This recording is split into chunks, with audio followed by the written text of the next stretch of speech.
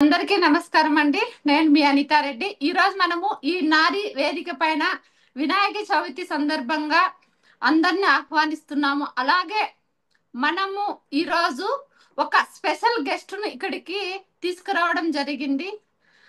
మనం ఈరోజు మన ఈ నారీ వేదిక పైన సార్ను ఆహ్వానించడం నాకు చాలా హ్యాపీగా ఉంది.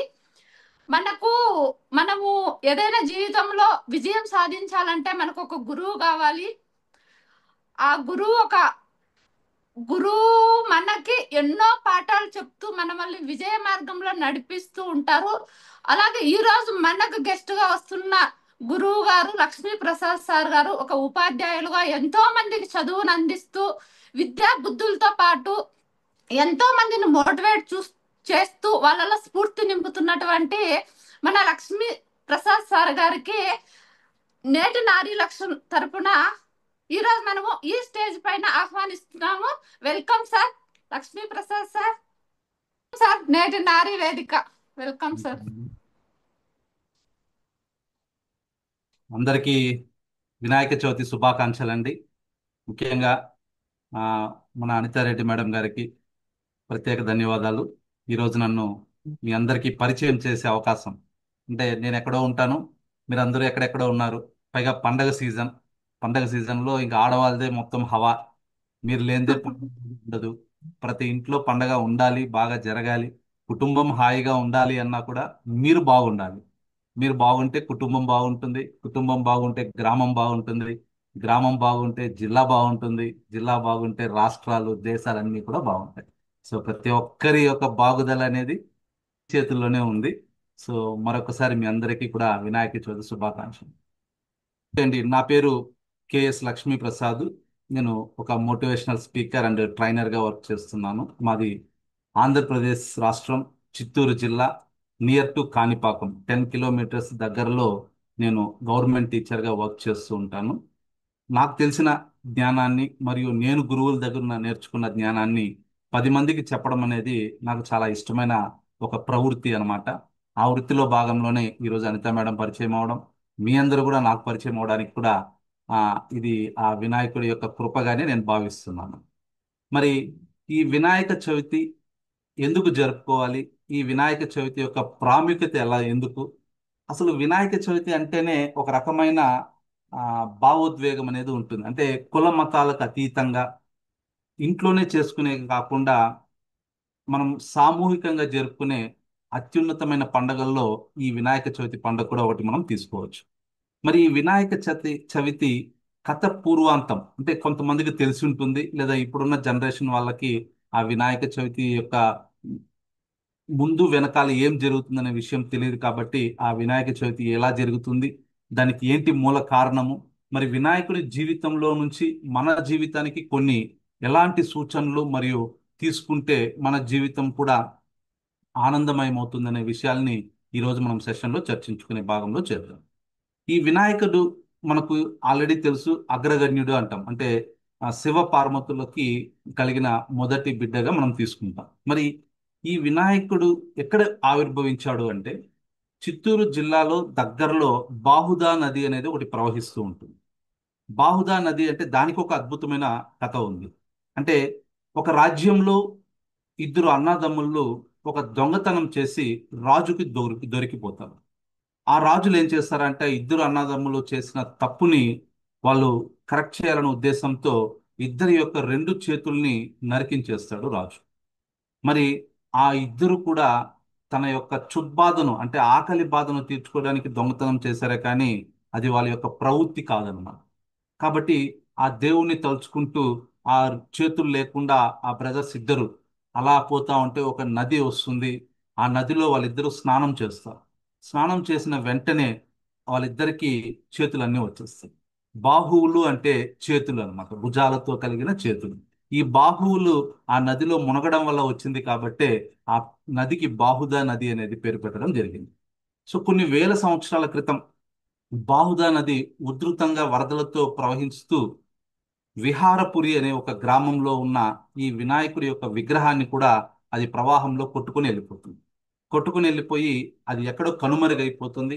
ఆ గ్రామంలో విహారపురి అనే గ్రామంలో ఉండే వాళ్ళందరూ కూడా ఆ వినాయకుడికి నిత్య పూజలు చేయాలని వెతకని ప్రదేశం లేకుండా వెతికితే కూడా ఆ వినాయకుడి యొక్క జాడ అనేది తెలియకుండా పోతుంది. ఇలా కొన్ని సంవత్సరాలు జరిగిన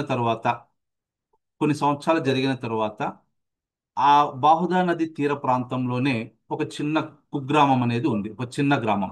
ఆ గ్రామంలో ఒక ముగ్గురు అన్నదమ్ములు ఉంటారు. ఆ ముగ్గురు అన్నదమ్ములు కూడా ఎలాంటి వాళ్ళు అంటే అవిటి వాళ్ళు. అంటే ఒకరికి కళ్ళు కనబడదు, ఒకరికి చెవులు వినపడదు, ఒకరికి మాట్లాడడం తెలియదు. మరి ఇలాంటి ముగ్గురు బ్రదర్స్ చాలా చక్కగా వాళ్ళకున్న పొలంలో వ్యవసాయం చేసుకుంటూ చాలా హాయిగా కుటుంబాన్ని కాలం చేస్తూ ఉంటారు. కానీ ఆటోమేటిక్ గా కొన్ని రోజుల తర్వాత వర్షాలు లేకుండా ఆ ప్రాంతం అంతా కరువు ప్రాంతంగా మారిపోతుంది. ఆ కరువు ప్రాంతంలో తినడానికి ఆహారం కానీ తాగడానికి నీళ్లు కానీ లేని పరిస్థితిలో ఉన్నప్పుడు ఈ ముగ్గురు బ్రదర్స్ ఏం చేస్తారంటే ఆ ముగ్గురు వాళ్ళ పొలంలో ఉన్న చిన్న బావిని తవ్వడానికి ప్రయత్నం చేస్తారు. ఆ బావిలో ఏమన్నా నీళ్లు దొరకచ్చు అనే ఒక ఆశతో ఆ ముగ్గురు ఆ బావిలో దిగి గుణపంతో ఆ బావిని తవ్వడం, మట్టిని తీసి గంపలో వేసుకోవడం, కట్టలో వేసుకోవడం, దాన్ని తీసుకొచ్చి దూరంగా వేయడం. ఇలా వాళ్ళకు రోజంతా చేసిన తర్వాత వాళ్ళకి కొద్దిగా జలం అనేది కనిపిస్తుంది, అంటే నీరు అనేది కనిపిస్తుంది. అరే మనం ఇంత దూరం కష్టపడ్డాం కాబట్టి ఇంత ఇంత మనకు జలం కనిపిస్తూ ఉంది, అంటే నీరు కనిపిస్తూ ఉంది. ఇంకా కొంచెం లోపలికి కానీ తవ్వితే మనకు ఆహారంతో నీరు దొరుకుతుంది, నీరుతో పాటు మనం పంటలు పండించుకొని మన ఊరు గ్రామాన్ని మన ప్రజల్ని కాపాడుకోవచ్చిన ఉద్దేశంతో ఆ గుణపంతో గట్టిగా ఒక దెబ్బ కింద వేయడం జరుగుతుంది. అప్పుడు అక్కడ ఉన్న ఒక శిల పైన ఆ గుణపం అనేది గుర్చుకొని ఆ శిలలో నుంచి రక్తం వెలుపలికి వస్తుంది. ఆ రక్తం ఈ ముగ్గురి పైన పడి వాళ్ళ యొక్క అవిటితనాన్ని పోగొట్టేస్తుంది. అంటే కళ్ళు లేని వాళ్ళకి కళ్ళు కనిపిస్తుంది, మాట్లాడలేనికి వీల్లేని వ్యక్తి మాట్లాడుతూ, వినబడడానికి వీల్లేనటువంటి వ్యక్తి వినడం జరుగుతుంది. ఈ ఆశ్చర్యానికి లోనై పైగా శిలలో నుంచి రక్తం వస్తుంది, అంటే ఇక్కడ ఏదో మహిమ ఉంది, దీని యొక్క విషయాన్ని 10 మందికి తెలియాలని చెప్పి అన్ని వస్తువులు అక్కడ పారేసి అక్కడి నుంచి బావి నుంచి బయటపడి చుట్టుపక్కల గ్రామాల్లో ఉన్న ప్రజలందరికీ ఇక్కడ జరిగిన వింత విశేషాలని చర్చించడం జరుగుతుంది. ఆ గ్రామం నుంచి ఈ గ్రామం, ఈ గ్రామం నుంచి ఆ గ్రామం, అలా ఆ గ్రామానికంతా అధిపతి అయినటువంటి రాజు కూడా తెలుస్తుంది. ఆయన చోళ రాజు అన్నమాట. కులోత్తమ రాజు అని చెప్పి చోళ చోళ వంశానికి చెందిన రాజు. ఆ రాజు కూడా పరుగు పరుగున ఏంటి కొంత వింత విశేషంగా ఉంది అని చెప్పి గ్రామ ప్రజలు అందరూ వచ్చేసి ఆ బావిలో చూస్తారు. చూస్తే అప్పటికే ఆ రక్తం అనేది, ఆ నీరు మొత్తం కూడా రక్తంగా మారిపోయింది.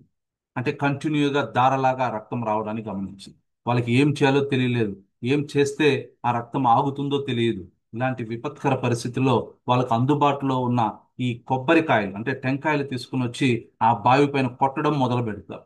ఆ కొట్టడం అనేది ఎలా కొడతారంటే ఎవరికి ఏది దొరికితే దాన్ని కొడతా కొడతా కొడతా ఆ నీళ్లు మొత్తం కూడా ఆ బావిలో చేరి ఆ రక్తాన్ని మొత్తాన్ని కూడా కడిగేస్తుంది. అంటే రక్తం కనబడకుండా మొత్తం కొబ్బరి నీళ్ళతో నిండిపోతుంది. ఆ కొబ్బరి నీళ్ళతో నిండటమే కాకుండా అక్కడి నుంచి కొంత ప్రదేశం వరకు ఆ కొబ్బరి నీళ్ళు అంతా కూడా జలం కూడా ప్రవహిస్తుంది. కాని కాని అంటారు. కాని అంటే తమిళంలో అర పావు ఎకరా అంటారు. ఎకరాలో పావు భాగాన్ని కాని అంటారు. అలాగే పారకము, పారకము అంటే ప్రయాణం చేయడం, అంటే ప్రవహించడం. అంటే ఒక ఎకరాలో పావు భాగం ఈ ఈ కొబ్బరి నీళ్ళతో మొత్తం తడిచిపోతుంది. దీన్నే కాలక్రమంలో కాని పారకము ఇది రాను రాను కాలక్రమంలో కాణిపాకంగా మార్పు చెందింది. ఈ కాణిపాకం అనే గ్రామం సుప్రసిద్ధమైనది. స్వయంభు శ్రీ విఘ్నేశ్వర స్వామి వెలసిన ఆ బావి నుంచి కూడా ఎంతో ప్రయత్నం చేసి ఆ బావిలో నుంచి విగ్రహాన్ని బయట తీద్దామని ప్రయత్నం చేస్తే కూడా ఒక అంగుళం కూడా ఆయన కదలడం అనేది జరగదు. ఇది ఆయన యొక్క గొప్ప మహిమగా చెప్పొచ్చు. ఇప్పటికి కూడా అదే బావిలోనే విరసిల్లుతూ ఉన్నాడు స్వయంభు విఘ్నేశ్వర స్వామి. అంటే మీరు దగ్గరికి వెళ్ళి చూస్తే అక్కడ స్వామి వాళ్ళు మన అభిషేకం చేసేటప్పుడు చూపిస్తారు, ఇది బావి అని కూడా వాళ్ళు మనకి ఆ జలంతో కూడా మనకు చూపిస్తారు. ఆ జలం తీసి అభిషేకం చేసే వాళ్ళ పైన కూడా చల్లుతారు అన్నమాట. ఇది ఎంత పవిత్రమైనది. అంటే ఏ వస్తువైనా బావిలో నుంచి తీయడం చాలా సులభం. టెక్నాలజీ బాగా పెరిగిపోయింది ఈ కొద్ది కాలంలో. కానీ టెక్నాలజీకి అంతు చిక్కని మహిమ ఏదో అక్కడ ఉంది అనే ఉద్దేశంతోనే ఆ బావిలో నుంచి విఘ్నేశ్వరుని తొలగించకుండా అలానే ఒక గుడిలాగా కట్టడం జరిగింది ఆ కాలంలో. అది కాలక్రమంలో ఇప్పుడు ఏమైందిరా అంటే ఫస్ట్ శిరస్సు వరకే కనిపిస్తున్న ఈ స్వయంభు విఘ్నేశ్వరుడు రాను క్రమంలో ఇప్పుడు బొజ్జ వరకు కనిపించే స్థాయికి ఎదగడం జరిగింది. అంటే దినదినాభివృద్ధిగా విఘ్నేశ్వరుడు మార్పు చెందుతూ ఉన్నాడు. దీనికి ప్రత్యక్ష సాక్ష్యం కూడా మనకు గుడికి వెళ్ళినప్పుడు మీకు కనిపిస్తుంది. ఎలా అంటే 1945లో ఒక భక్తుడు వెండి తొడుగులు అనేది స్వామివారికి బహుకరిస్తారు. ఆ వెండి ఆ వెండి ఆ కిరీటం కానీ భుజస్కంధాలు ఇవన్నీ కూడా ఇస్తే అది 2002 సంవత్సరం తర్వాతకి అది పట్టలేదన్నమాట. అంటే సైజ్ పెరిగిపోయాడు. మళ్ళీ దాన్ని తీసి అలానే పెట్టి కింద ఈర కూడా వేసేసింటారు మీరు ఒక గాజు పాత్రలు. 2002 నుంచి 2006 కూడా మళ్ళా మార్పు చెందాడు. మళ్ళా 2002లో తయారు చేయించిన ఆ వెండి తొడుగులన్నీ కూడా మళ్ళా పట్టడం లేదు స్వామివారికి. మళ్ళా 2006లో ఒకటి చేయించారు. రీసెంట్ గా 2019లో ఒకటి చేశారు. ఇవన్నీ కూడా వెండి తొడుగుల్ని ఎగ్జిబిషన్ లాగా గుడి లోపలనే మనకు ప్రదర్శించడం జరిగింది. దీన్ని బట్టి మనం ఏం చెప్పొచ్చు అంటే దేవుడు ఉన్నాడు, భక్తి అనేది ఉంది అని చెప్పొచ్చు. ఎందుకంటే దినదినాభివృద్ధి చెందుతూ మన కళ్ళ ముందరే కనిపిస్తూ ఆ మేమైతే ప్రత్యక్షంగా చూస్తూ ఉన్నాం. గత 20 నుంచి 25 సంవత్సరాలుగా మేము గమనిస్తున్నాము కాబట్టి మాకు ఈ ఎక్స్పీరియన్స్ అనేది మాకు కనిపిస్తుంది బాగా. అంటే స్వామివారిని మేము మొదటిసారి చూసినప్పుడు ఎలా ఉంది, ప్రతి సంవత్సరం మేము చూస్తున్నప్పుడు ఎలా ఉంది, ప్రతి నెలలో చూస్తున్నప్పుడు మార్పులు ఏమున్నాయనేది కూడా మేము ప్రత్యక్షంగా చూడగలుగుతాం అన్నమాట. ఈ విధంగా ఈ కాణిపాకం అనేది పేరు అంటే విహారపురిలో ఉన్న విఘ్నేశ్వర స్వామి కాలానుక్రమంలో బాహుదా నదిలో మునిగి తేలుతూ ఈ కాణిపాకం అనే గ్రామంలోకి చేరి అక్కడే మనకు స్వయంభు విఘ్నేశ్వర స్వామిగా అవతరించడం అనేది జరిగింది అని చెప్పి పూర్వీకుల ద్వారా మనం తెలుసుకున్న ఒక గొప్ప జ్ఞానంగా మనం తీసుకోవచ్చు. మరి ఈ వినాయక స్వామి లేదా ఈ వినాయక వ్రతం చేయడం వల్ల లేదా ఈ వినాయకుని కొలవడం వల్ల మనకి ఏమన్నా లాభాలు ఉన్నాయా అంటే లాభమే ఉంటుంది. ఎందుకంటే దైవ భక్తి వల్ల మనలో తెలియనటువంటి ఒక ఆత్మ పరిశీలన అనేది జరుగుతుంది. ఎందుకంటే మనకి ఏదైనా బాధ కలిగినప్పుడు ఈ మధ్య కాలంలో అందరూ గుళ్ళకి వెళ్తారు. సంతోషంగా ఉన్నప్పుడు ఎవరు వెళ్ళరు. సంతోషంగా ఉంటే సినిమాకి వెళ్తారు, లేదంటే ఇక్కడ హోటల్కి వెళ్తారు. అదే బాధ ఉంటే మాత్రం అప్పుడే గుడికి వెళ్తారు, అప్పుడే మొక్కులు కడతారు, అప్పుడే మొక్కులు తీరుస్తారు, అప్పుడు దేవుడు గుర్తొస్తారు. సో అలా కాదు, మనం నిత్య జీవితంలో కూడా ఎంతో కొంత సమయం మనం ఖచ్చితంగా దేవుడికి అనేది ఇవ్వాల్సి ఉంటుంది. చదువుకున్న వాళ్ళైతే మీకు ఆల్మోస్ట్ చదువుకున్న వాళ్ళే కాబట్టి ఆడవాళ్ళందరూ ఫిజిక్స్ లో ఒక కాన్సెప్ట్ ఉంటుంది. అంటే energy cannot be created, not be destroyed. శక్తిని సృష్టించలేము మరియు నాశనం చేయలేము. But energy can be transformed from one to another form. అంటే ఎనర్జీ అనేది, శక్తి అనేది సృష్టించడం, నాశనం చేయను కాదు, కానీ ఆ శక్తిని ఒక రూపం నుంచి ఇంకో రూపంలోకి మార్పు అనేది చేయవచ్చు. అలానే భక్తి అనేది కూడా అంతే, విశ్వాసం అనేది కూడా అంతే. అది సృష్టించలేము, నాశనం చేయలేము, ట్రాన్స్ఫర్మేషన్ అనేది జరుగుతుంది. అందుకే ఎంత పెద్ద వాళ్ళైనా కూడా సరే దేవుడి దగ్గరికి వెళ్ళాలి అంటే దట్ మీన్స్ ఆత్మ పరిశీలన చేసుకోవాలి అని చెప్పి మఠాలకు వెళ్ళడం కానీ లేకపోతే ఆశ్రమాల్లో చేరడం కానీ ఏమంటే మనల్ని మనం తెలుసుకోవడం, అదే దైవభక్తి అంటే. మరి ఈ వినాయకుని చరిత్ర ద్వారా మన నిత్య జీవితంలో కూడా ఏమేమి జాగ్రత్తలు తీసుకోవాలి అంటే వినాయక చరిత్ర ద్వారా మన జీవితంలో కూడా ఆయన తెలియకుండానే మనకు కొన్ని మంచి సూక్తులు, మంచి మాటలు, మంచి మార్గనిర్దేశకం కూడా ఈ ఈ వినాయక చవితి రోజు ఆయన యొక్క జన్మదినాన్ని ఆధారంగా చేసుకుని ఆ వినాయకుడి నుంచి నేర్చుకోవాల్సిన ముఖ్యమైన విషయాలను మనం ఈరోజు చర్చించుకున్నాం. దాంట్లో మొట్టమొదటిది విధి నిర్వహణ ఫస్ట్. అంటే మనం ఏదైనా ఒక బాధ్యత తీసుకుంటే ఆ బాధ్యతకి ఎల్లప్పుడూ కట్టుబడి ఉండాలి. ఇది ఫస్ట్ ప్రిన్సిపల్ మనం వినాయకుడి దగ్గర నుంచి నేర్చుకోవాల్సింది. అది ముఖ్యంగా మీరు ఆడవాళ్ళు అంటున్నారు, ఏ పని చేయాలన్నా మీతోనే ప్రారంభమవుతుంది. మీరు అగ్గి పెట్టి తీసి అలా దీపం అంటిస్తేనే చాలు, ఎక్కడ లేని పాజిటివ్ ఎనర్జీ అంతా ఇంట్లోకి వచ్చేస్తుంది. మేము ఎన్ని చేసినా అది రాదన్నమాట. అది దేవుడు మీకు ఇచ్చిన ఒక గొప్ప వరంగా నేను భావిస్తున్నాను. మరి అలాంటి ప్రతి ఒక్క పనిలో కూడా మీరు ఎంత ముఖ్యమో, ఏ పనిలో అయినా విఘ్నేశ్వరునికి పూజ చేసిన తర్వాతే ప్రారంభించడం అనేది ఆనవాయితీ జరుగుతుంది. అది చిన్న కార్యక్రమం అయినా సరే, పెద్ద కార్యక్రమం అయినా సరే, చిన్న ఫంక్షన్ అయినా సరే, పెద్ద ఫంక్షన్ అయినా సరే, మనం ఏది చేయాలన్నా కూడా ఖచ్చితంగా ఆ వినాయకుడిని మనం ప్రార్థించడం అనేది ఆనవాయితీగా వస్తుంది. మరి వినాయకుడు ఎలాంటి గొప్ప వ్యక్తో తెలుసా? ఆయన ఆకారం అంటూ ఉండదు, ఏ ఆకారంలో అయినా పెట్టొచ్చు. మీరు ఎప్పుడైనా పెళ్లిళ్ళు జరిగేటప్పుడు చూడండి, వినాయకుని పూజ చేయాలి అంటే అప్పుడే ఒక తమలపాకు తీసుకుంటారు, ఆ తమలపాకులో పసుపు తీసుకుంటారు, ఆ పసుపులో కొద్దిగా నీళ్లు వేస్తారు. అది కూడా జస్ట్ ఈ చేతులతోనే పెట్టుకుంటారు అంతే, మొత్తం కూడా పట్టుకోరు. పసుపుని జస్ట్ ఇట్లా రెండు ముద్దలు చేసి ఆ దాని మీద పెట్టేసి కుంకుమ పెట్టేసి ఓం గణాయ నమః, ఓం గణాధ్యక్షాయ నమః అనేస్తారు. అంటే చూడండి, ఒక ఆకారమే లేదు.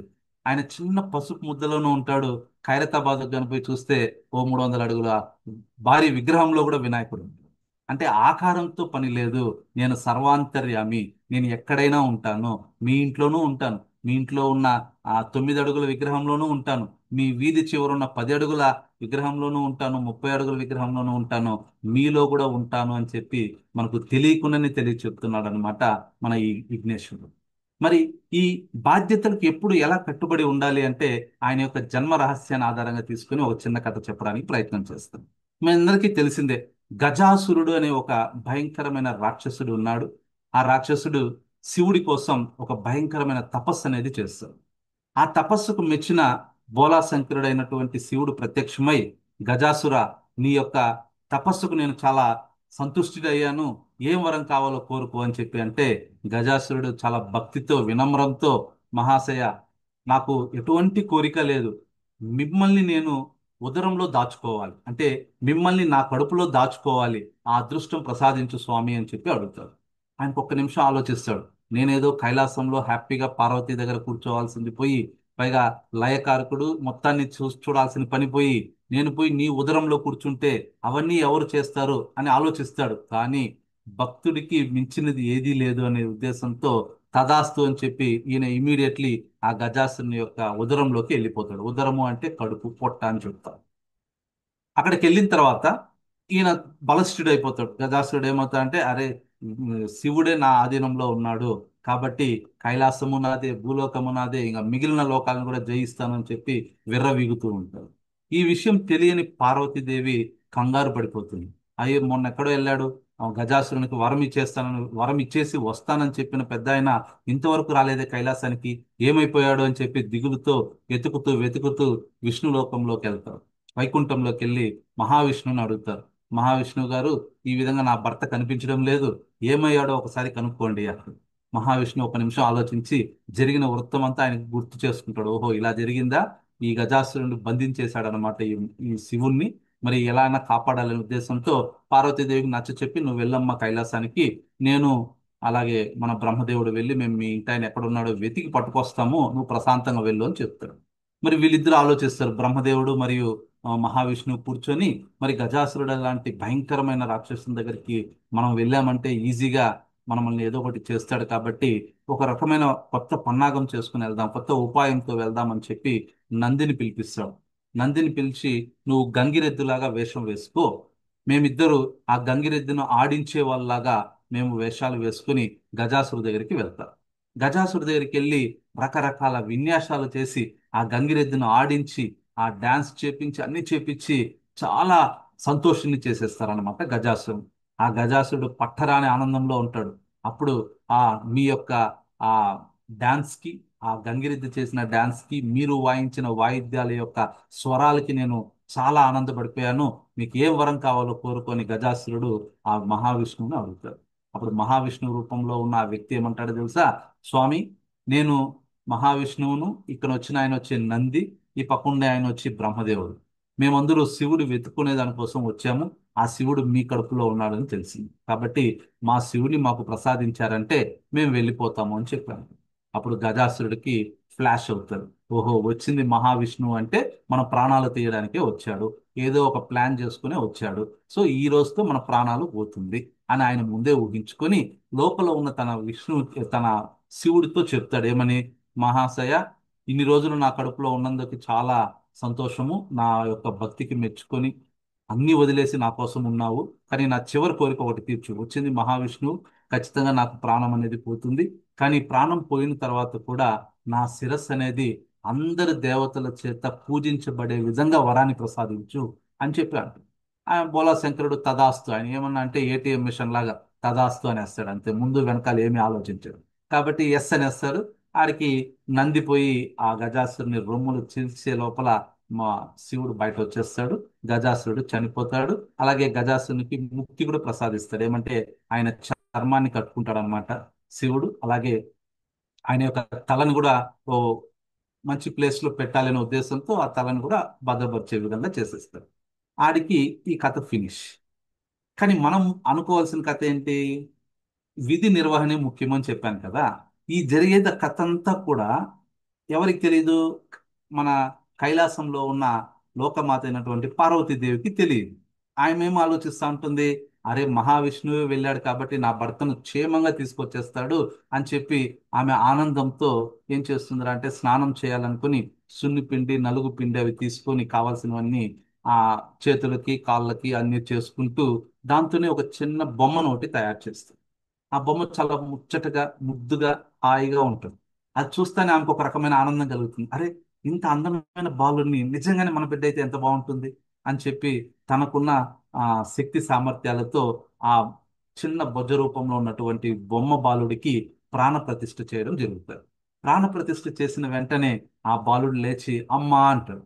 అమ్మ అనే లోపల ఆమె మనసు ఇంకా కరిగిపోయి నాన్న అని చెప్పి తీసుకుని ముద్దులాడి అన్ని చేసి వినాయకుడిని పేరు పెట్టి నీకు ఒక చిన్న బాధ్యత అప్పగిస్తాను నాన్న అంటే అమ్మ నువ్వు ఏ పని చెప్పినా చేయడానికి రెడీ, ఎందుకంటే నాకు ప్రాణం ఇచ్చింది నువ్వు, లోకానికి పరిచయం చేసింది నువ్వు, మరి నా దృష్టిలో నువ్వు ఎంతో గొప్పమ్మ, నీకు ఎలాంటి సేవ చేయడానికైనా నేను రెడీగా ఉంటాను అంటే ఏమీ లేదు నాన్న, మీ నాన్న శివుడు వస్తాడు ఈ మాదిగా పలానా చోటు నుంచి వస్తూ ఉంటాడు, ఆ లోపల నేను స్నానం చేయాలి, నేను స్నానం చేసేటప్పుడు నువ్వు ద్వారపాలకుల్లాగా మన ఇంటి ముందర నువ్వు కాపలా కాయి ఎవరూ రాకుండా చూసుకోను అన్నా చాలంటే నువ్వు హ్యాపీగా వెళ్ళమ్మా, నువ్వు పోయి ఎంతసేపు స్నానం చేస్తావో చేసుకోరా, ఇక్కడ నేను ఎవరిని లోపలికి రాకుండా మీరు చెప్పిన బాధ్యత నేను పాటిస్తాను అని చెప్పి అంటాడు.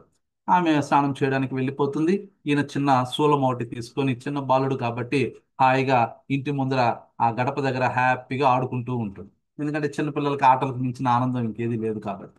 ఈ సందర్భంలో ఈ ఇన్ని రోజులు వనవాసం లాగా ఆయన గర్భంలోనే అంటే ఆయన కడుపులోనే ఉన్నటువంటి ఆ శివుడు పరమశివుడు హ్యాపీగా ఇంటికి వస్తూ ఉంటాడు. ఇంటికి వచ్చిన వెంటనే ఈ ద్వారపాలకుడు ఉన్నటువంటి ఈ చిన్న బాలుడు ఆ శివుణ్ణి అడ్డగిస్తాడు. లోపలికి వెళ్ళకూడదు అంటాడు.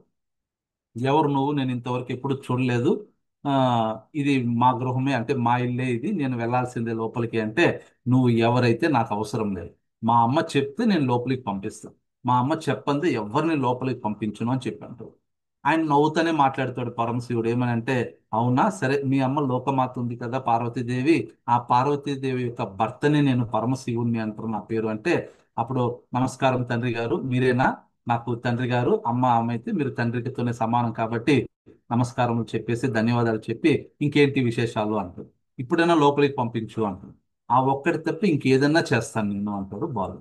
ఆ ముద్దు ముద్దు మాటలతో శివుడికి కూడా కోపం రాదు మొదట్లో, కానీ ఒకే మంకు పట్టులాగా ఏది చెప్పినా వినకుండా ఉంటారు కదా చిన్నపిల్లలు మామూలుగా మన ఇళ్లలో కూడా, అది వద్దు అంటే అదే కావాలి అంటూ ఉంటారు.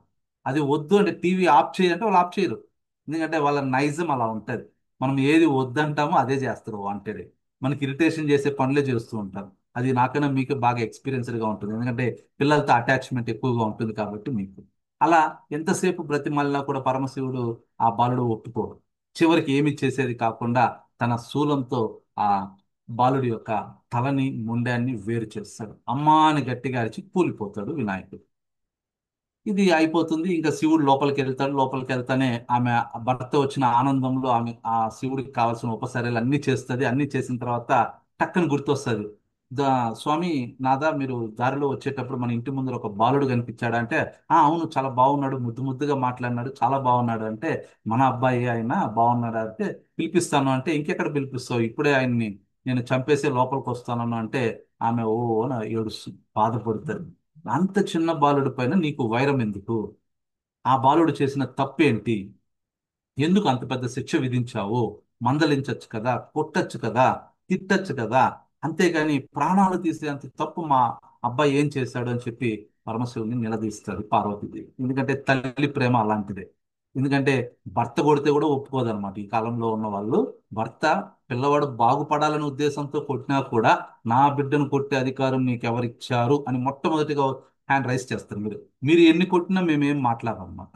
అంటే మగ పురుషులు ఉన్నారు కదా మీ భర్తలందరూ, మీరు కొడితే మాత్రం మేము సైలెంట్ గా ఉండాల్సిందే, బట్ మేము ఏదైనా కొట్టామంటే చాలు పెద్ద రచ్చ చేసేస్తాం అనమాట. అది ఏమంటే తల్లి ప్రేమ. మీరేమి వాళ్ళని మేము చేస్తున్నది కరెక్ట్ మీరు చేస్తున్నది కాదు, కానీ ఆ పేగు బంధం అనేది మిమ్మల్ని ఆ విధంగా యాక్ట్ చేపిస్తుంది అనేది నాకు తెలిసిన నా జ్ఞానం ప్రకారం ఉన్నదని. అప్పుడు ఈ పరమశివుడు ఏం చెప్పినా పార్వతీదేవి శాంతించదు. అప్పుడు సరే ఏం చేయాలో తెలియకుండా మళ్ళా గణనాథులందరినీ పిలిపించి ఉత్తరం దిక్కు వెళ్ళి అక్కడ ఎవరి అయితే తల ఉంటుందో ఆ మొదటి జంతువు ఏదైనా లేదా మొదటి ప్రాణి ఏదైతే ఉంటుందో ఆ ప్రాణి యొక్క తలను తీసుకుని రండి అని చెప్పి ఆ సైన్యాధ్యక్షుడికి చెప్పడం జరుగుతుంది. మరి వాళ్ళందరూ ఉత్తరం దిక్కెళ్తారు. ఉత్తరం దిక్కెళ్తే ఆల్రెడీ అక్కడ గజాసురుడు చనిపోయి ఉంటాడు. ఆయన యొక్క తల కూడా అక్కడ పడి ఉంటుంది. ఆ తలను తీసుకొని వస్తుంది. ఆ తలను తీసుకొచ్చిన వెంటనే మన ఆ బాలుడికి ఆ తలను పెట్టి తిరిగి ప్రాణ ప్రతిష్ఠ అనేది చేయడం జరుగుతుంది. అంటే బాలుడు ఇప్పుడు రెండు సార్లు జన్మించాడు. ఒకసారి అమ్మ చేతిలో, రెండోసారి నాన్న చేతిలో. ఈ విధంగా ఏర్పడిన వినాయకుడిని చూస్తేనే చాలా ఆనందం వేస్తుంది. ఎందుకంటే అలాంటి ఆకారంలో ఉన్న ప్రాణి ఏది లేదు ఇంతవరకు ప్రపంచంలో. ఎందుకంటే సగభాగం మానవ శరీరం లాగే ఉంటుంది, తల మాత్రమే పైగా మనకు వినాయకుడు అంటే దట్ మీన్స్ ఏనుగు రూపంలో ఉంటుంది. అలాంటి జీవి ఎక్కడ లేదు కాబట్టి చాలా ఆనందంగా ఉంటుంది. ఆయన కూడా వినాయకుడు చాలా గంతులు వేస్తూ ఉంటాడు. ఎందుకంటే అందరికి చెవులు చిన్నవిగా ఉన్నాయి, నా చెవులు ఎంత పెద్దదిగా ఉన్నాయి చూడండి అని చెప్పి వాళ్ళ అమ్మ వాళ్ళ నాన్న చుట్టూ తిరగడం కానీ, మీ అందరికీ తొండం లేదు నాకు తొండం ఉంది చూడు అని చెప్పి తొండంతో కొట్టడం కానీ, అక్కడ ఉన్న గణనాయలతో ఇలా చిన్న చిన్న ఆటలు కూడా ఆడుతూ చాలా హ్యాపీగా వినాయకుడు ఉండిపోతాడు. ఇది కథ కాన్సెప్ట్ క్లియర్. కానీ ఈ కథలో మనం నేర్చుకోవాల్సిన ఒక ముఖ్యమైన పాయింట్ ఏంటంటే విధి నిర్వహణ ముఖ్యమన్నాను కదా. ఇక్కడ తల్లి మాట ఏం చెప్తే అది విన్నాడు బాలుడు. చివరికి తన ప్రాణాలు పోయినా విన్నాడు. మరి ఈ కాలంలో పిల్లలు వింటున్నారా? మీకు మీరే ప్రశ్న వేసుకోండి. మా పిల్లవాడు వినలేదు వినలేదు వినలేదు అని కంప్లైంట్స్ కావాలంటే ఎన్నైనా చేస్తాం. మరి వినేటట్టుగా మీరెందుకు నడుచుకోలేదు అనేది ఎప్పుడైనా ఆలోచించారా? పిల్లవాళ్ళకి ఏమీ తెలియదు, ఎందుకంటే మనం కూడా ఆ స్టేజ్ దాటే ముందుకు వచ్చాం. వాళ్ళు అప్పుడే ఏడుస్తారు, అప్పుడే నవ్వుతారు, అప్పుడే బాధపడతారు, అప్పుడే మన మీద ముద్దులు కురిపిస్తాడు, లేదా అప్పుడే పిడిగుద్దులు కూడా కురిపిస్తాడు. అది వాళ్ళకి వాళ్ళ యొక్క ఏజ్ లో చేయాల్సిన చిన్న మిరాకల్స్ అది. సో వాళ్ళని మనం కానీ వాళ్ళని మనం మోల్డ్ చేసుకోలేకపోతే, ఏది మంచు ఏది చెడ్డు అనేది చిన్న వయసులో నుంచే చెప్పకపోతే, వాళ్ళు రాబోయే తరంలో ఏమవుతారు అనేది ఒకసారి ఆలోచించండి. ఇప్పుడు ఆల్రెడీ మనం పేపర్లో న్యూస్లో చాలా న్యూస్లు చదువుతున్నాం. ఏమంటే అక్కడ యాసిడ్ దాడి జరిగింది, లేదా ఇక్కడ స్ట్రెస్ తట్టుకోలేకుండా పిల్లవాడు భవనం నుంచి దూకి చనిపోయాడు. అలాగే మద్రాసు ఐఐటిలో చదువుతున్నాడు, అక్కడ కూడా ర్యాగింగ్ తట్టుకోలేకుండా అమ్మాయి సూసైడ్ చేసుకుని. ఇవన్నీ ఎందుకు జరుగుతున్నాయి అంటే వాళ్ళ కుటుంబ నేపథ్యంలో లేదా ఆ బాల్య దశలో వాళ్ళ యొక్క మానసిక స్థైర్యాన్ని పెంపొందించే బాధ్యత తల్లిదండ్రులుగా గురువులుగా తప్పు చేశారు కాబట్టే పిల్లలు ఆ విధంగా తయారవుతున్నారు. మరి మనమంతా స్ట్రాంగ్ గా ఉన్నాం ఒకసారి ఆలోచించండి. మన అమ్మ నాన్నలు ఏమన్నా మనకన్నా బాగా చదువుకో ఉన్నారో ఒకసారి ఆలోచించండి. వాళ్ళు చదువుకునేది చాలా తక్కువ మనకన్నా. అవునా? ఆ చదువులోనే మనల్ని ఇంత స్థాయికి తీసుకొచ్చారు. అట్లీస్ట్ మీరు మనము జూమ్ లో మాట్లాడే స్థాయికి తీసుకొచ్చారు అంటే నిజంగా తల్లిదండ్రులు గ్రేటే కదా. అంటే వాళ్ళకి తెలియదు, జూమ్ మీటింగ్స్ తెలియదు, టెక్నాలజీ తెలియదు, మొబైల్ ఫోన్ ఆపరేట్ చేయడం తెలియదు. బట్ మనం అన్ని నేర్చుకున్నాం. అంటే వాళ్ళు ఇచ్చిన భిక్ష. మరి మీరేమి ఇస్తున్నారు మీ పిల్లలు? మీరు ఏమి ఆస్తులు ఇవ్వద్దండి. మీరు ఎటువంటి ఆట పరికరాలు ఇవ్వద్దండి. వాళ్ళు రోజుకు ఒక మంచి విషయం వాళ్ళ చెవులో పడేటట్టు చేయండి చాలు. వాళ్ళు ఎంతో అభివృద్ధిలోకి వెళ్ళి. మరి మంచి విషయాలు ఎక్కడ దొరుకుతాయి సార్? మోర్లో దొరుకుతుందా? రిలయన్స్ మార్ట్లో దొరుకుతుందా? లేకపోతే మీ షాప్లో ఏమైనా దొరుకుతుందా సార్ అనిపోతారు. మంచి విషయాలు దొరకవు. మంచి విషయాలు నేర్చుకోవాలనే ఆశ ఉంటే ప్రతి చోట దొరుకుతుంది. మనకు మార్నింగ్ లేచినప్పటి నుంచి ఈవినింగ్ వరకు కలిసే ప్రతి వ్యక్తి కూడా ఒక గురువుగా భావించండి. ఆయన దగ్గర నుంచి ఒక పాజిటివ్ కానీ ఒక నెగిటివ్ కానీ తీసుకోండి. పాజిటివ్ తీసుకున్నారా? పిల్లవాడికి చెప్పండి. ఈ రోజు నేను ఈ విషయాన్ని తెలుసుకున్నాను, ఆ విషయం నీకు చెప్తున్నాను, జీవితంలో నీకు ఎక్కడైనా ఉపయోగపడుతుంది అని చెప్పండి. లేదా నేను ఈ నెగిటివ్ చూశాను, ఇలాంటి నెగిటివ్ మీరు కూడా చేస్తే ఇలాంటి ప్రమాదంలో పడతారు, ఇది కూడా ఒకటి గుర్తు పెట్టుకోండి నాన్న అని చెప్పండి పిల్లలకి.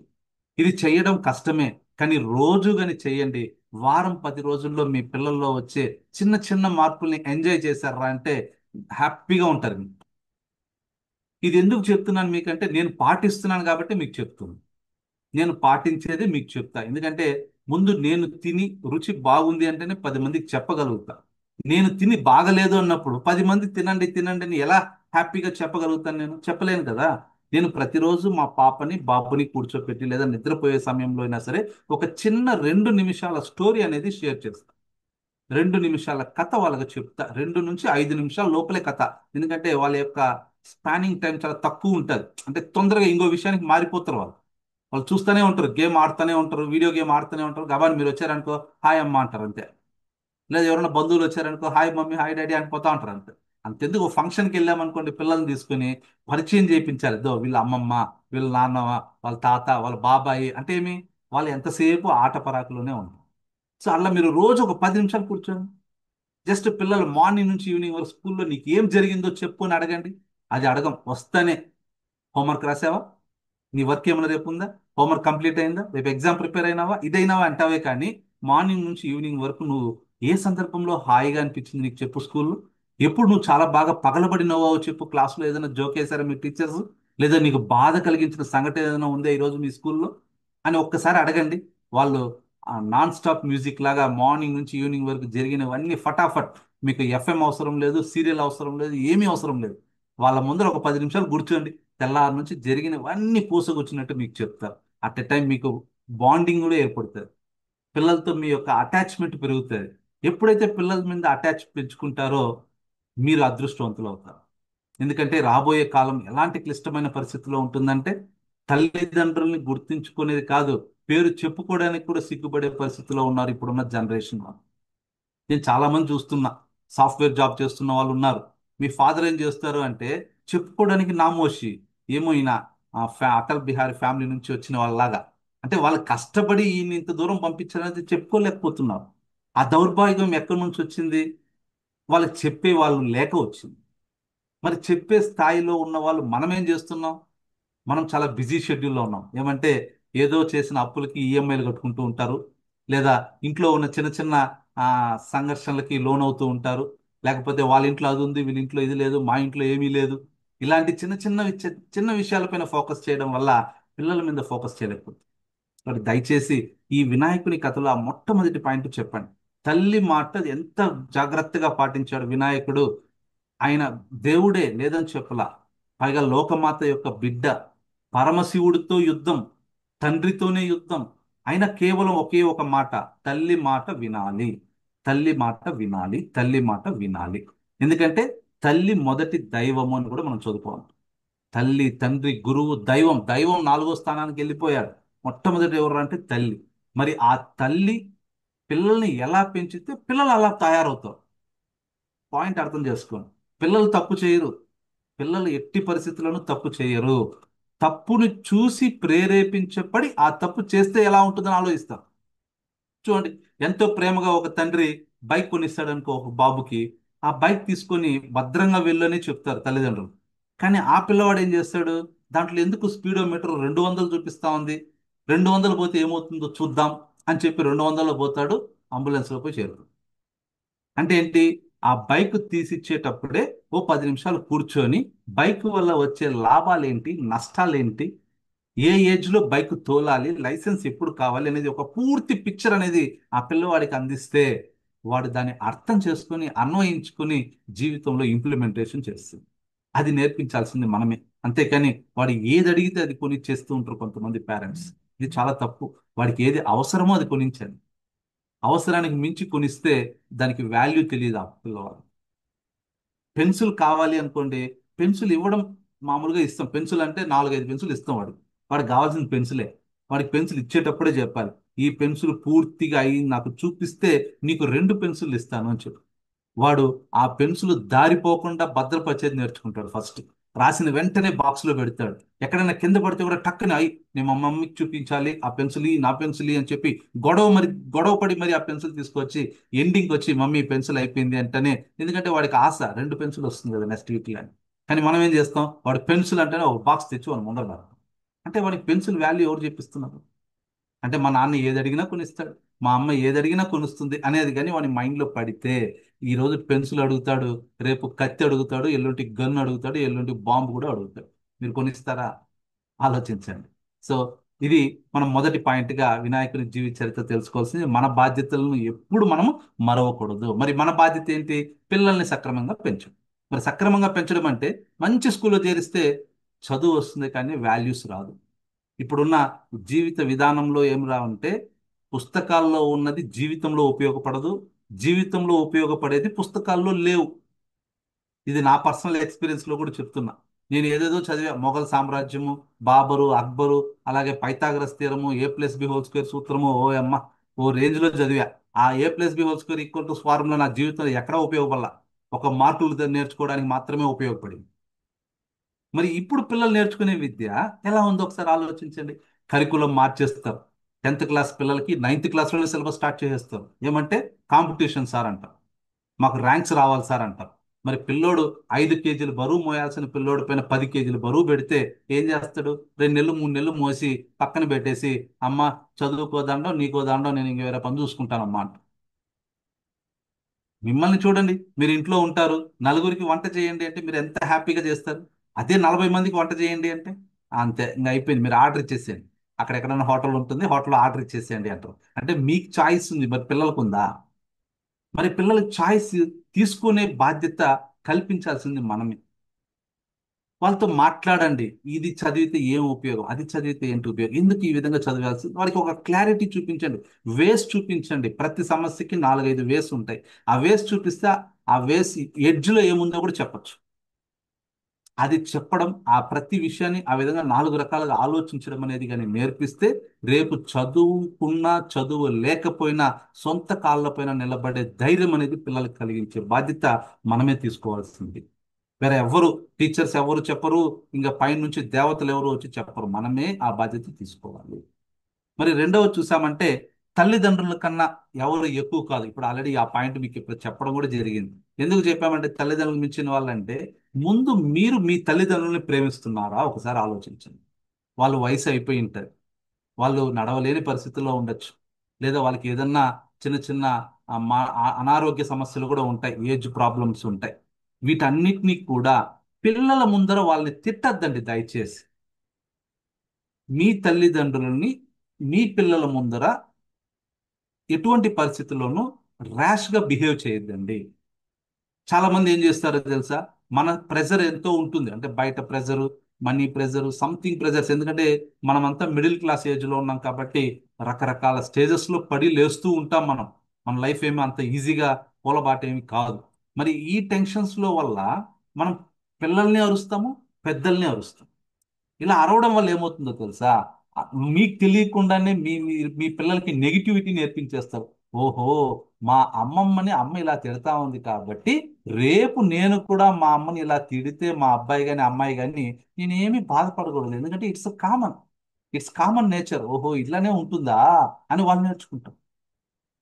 అంతెందుకు, నాకు తెలిసిన రియల్ ఎక్స్పీరియన్స్ చెప్తాను.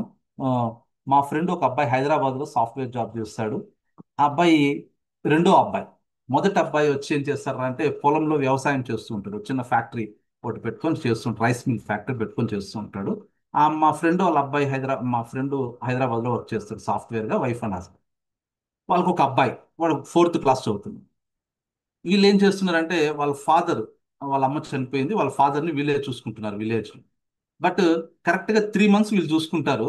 4th month, 5th, 6th month హైదరాబాద్కి వెళ్ళి అక్కడ ఉంటాడు 3 మంత్స్. మళ్ళా 3 మంత్స్ ఇక్కడికి వస్తాడు, నెక్స్ట్ 3 మంత్స్ అక్కడికి వెళ్తాడు. ఇవంతా వాడు థర్డ్ క్లాస్ లో మొత్తం అబ్జర్వ్ చేసేసాడు. అబ్జర్వ్ చేసేసి 4th క్లాస్ లో హాలిడేస్ లో మా విలేజ్కి వచ్చినప్పుడు వాళ్ళతో మాట్లాడుతూ ఉంటే, ఏరా మీ తాతను నువ్వు తీసుకెళ్తావా, ఇప్పుడు హాలిడేస్ అయిపోయినాయి కదా అంటే, నేను ఎందుకు తీసుకెళ్తాను అంకుల్, ఈ 3 మంత్స్ మా పెదనాన్న చూసుకోవాలి, నేను కాదు, నేను నెక్స్ట్ 3 మంత్స్ మేము చూసుకోవాల్సింది అంటున్నాను. అంటే మనం వాళ్ళకి ఏం నేర్పిస్తాం ఒకసారి ఆలోచించండి. వాడిని పిలిచి ఓ రోజు కూర్చొని చెప్పా, ఆ పిల్లల ముందర ఏమైనా మాట్లాడుకుంటున్నారా అంటే, అంతే కదరా మామూలుగా 3 నెలలు అయిపోయిందన్నా, నువ్వు వచ్చి తీసుకెళ్ళి మా నాన్నే అని చెప్తాను. మా అన్న ఏమంటాడు, ఆడు బస్ ఎక్కించారని ఇక్కడ నేను దించుకుంటాను అంటాడు. ఈ మాటలంటే వినడం వల్ల వాడు ఏ విధంగా రియాక్ట్ అవుతున్నాడు అంటే, రేపు నువ్వు తొందరగా అనాథాశ్రమానికి వెళ్ళాల్సి వస్తుంది. ఎందుకంటే వాడు చదువుకుంటాడు, హైదరాబాద్ లో ఉన్నావు, మంచి స్కూల్లో చదివిస్తున్నావు, విత్ ఇన్ టైంలో వాడు తొందరగా సెటిల్ అవుతాడు. సెటిల్ అవుతానని నీకు ఏజ్ అవుతుంది, మరి నిన్ను ఎక్కడ పెట్టాలి? ఎందుకంటే నీకు ఒకే కొడుకు.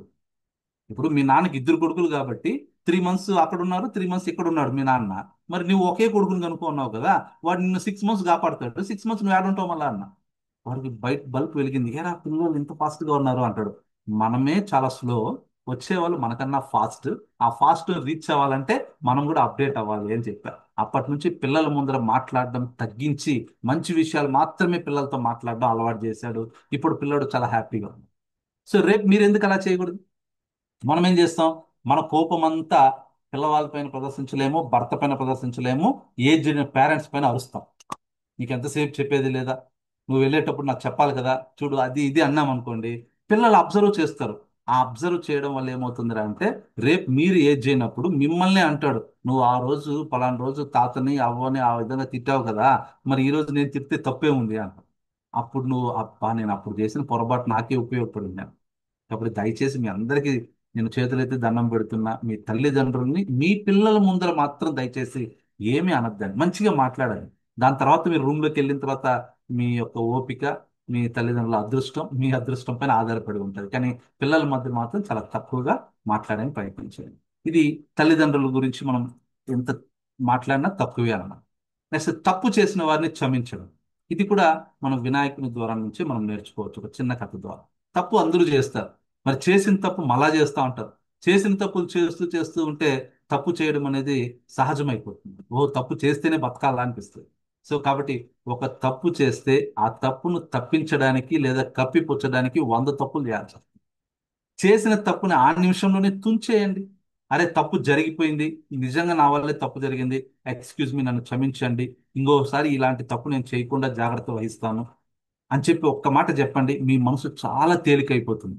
ఎదుటి వ్యక్తి కూడా చాలా హ్యాపీగా ఫీల్ అవుతాడు. అరే తప్పు చేశాడు మనోడే, పర్లే రియలైజ్ అయిపోయాడులే, నెక్స్ట్ టైం చేయలే అనిపిస్తుంది.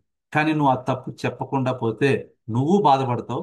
అది ఎప్పుడు బయటపడుతుందో అప్పుడు ఎదుటి వాళ్ళు కూడా మిమ్మల్ని తప్పుగా భావించడం మొదలు. అప్పుడు ఇద్దరి మధ్య ఉన్న రిలేషన్ కూడా డ్యామేజ్. సో దీనికి ఒక చిన్న కథ ఏమంటే, విఘ్నేశ్వరుడు భూలోకంలో బాగా సృష్టిగా ఆయనకి ఇష్టమైన ఆహారాలు, కుడుములు, లడ్డులు, ఆ బూరెలు అవి ఇవి మొత్తం తినేసి కైలాసానికి నడుస్తూ ఉంటాడు. ఆ కైలాసానికి నడవలేక నడవలేక నడవలేక నడుస్తూ ఉంటే, కింద పడి పైన పడి నడవలేక నడుస్తూ ఉంటే ఆకాశంలో ఉన్న చంద్రుడు చూసి పగలబడి నవ్వుతాడు. నవ్విన వెంటనే ఈయన కోపం వస్తుంది. మనకు కూడా అంతే కదా, టక్కన ఏదైనా జరిగితే కోపం వచ్చేస్తుంది కదా. ఆ కోపంతో పైకి చూసి, ఓ చంద్రుడా, నా అవస్థ చూసి నీకు బాధ కలుగుతుందా, ఏడుస్తున్నావు, నువ్వు నవ్వుతున్నావా, నన్ను ఇన్సల్ట్ చేస్తున్నావా, సో నేను నీకు శాపం ఇస్తున్నాను చూడు, ఈ రోజు నుంచి నువ్వు కనబడకూడదు ఆకాశంలో అని చెప్పి శపించేస్తాను. అంతే, సడన్ గా ఆకాశంలో చంద్రుడు మాయమైపోతాడు, అంధకారం అయిపోతుంది భూమి అంతా.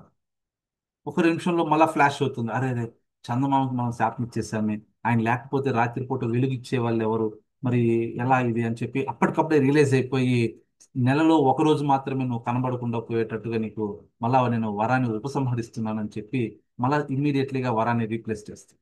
అంటే ఏమి, తప్పు చేసేసాడు, అంటే కోపం వచ్చేసింది, అంటే పగలబడి నవ్వుతున్నాడు చంద్రుడు నన్ను చూసి, నా అవస్థను చూసి అని ఆ కోపంలో ఒక మాట జారేశాడు. ఆ జారిన మాటని ఇమ్మీడియట్లీ మళ్ళీ కరెక్ట్ చేసుకుంది.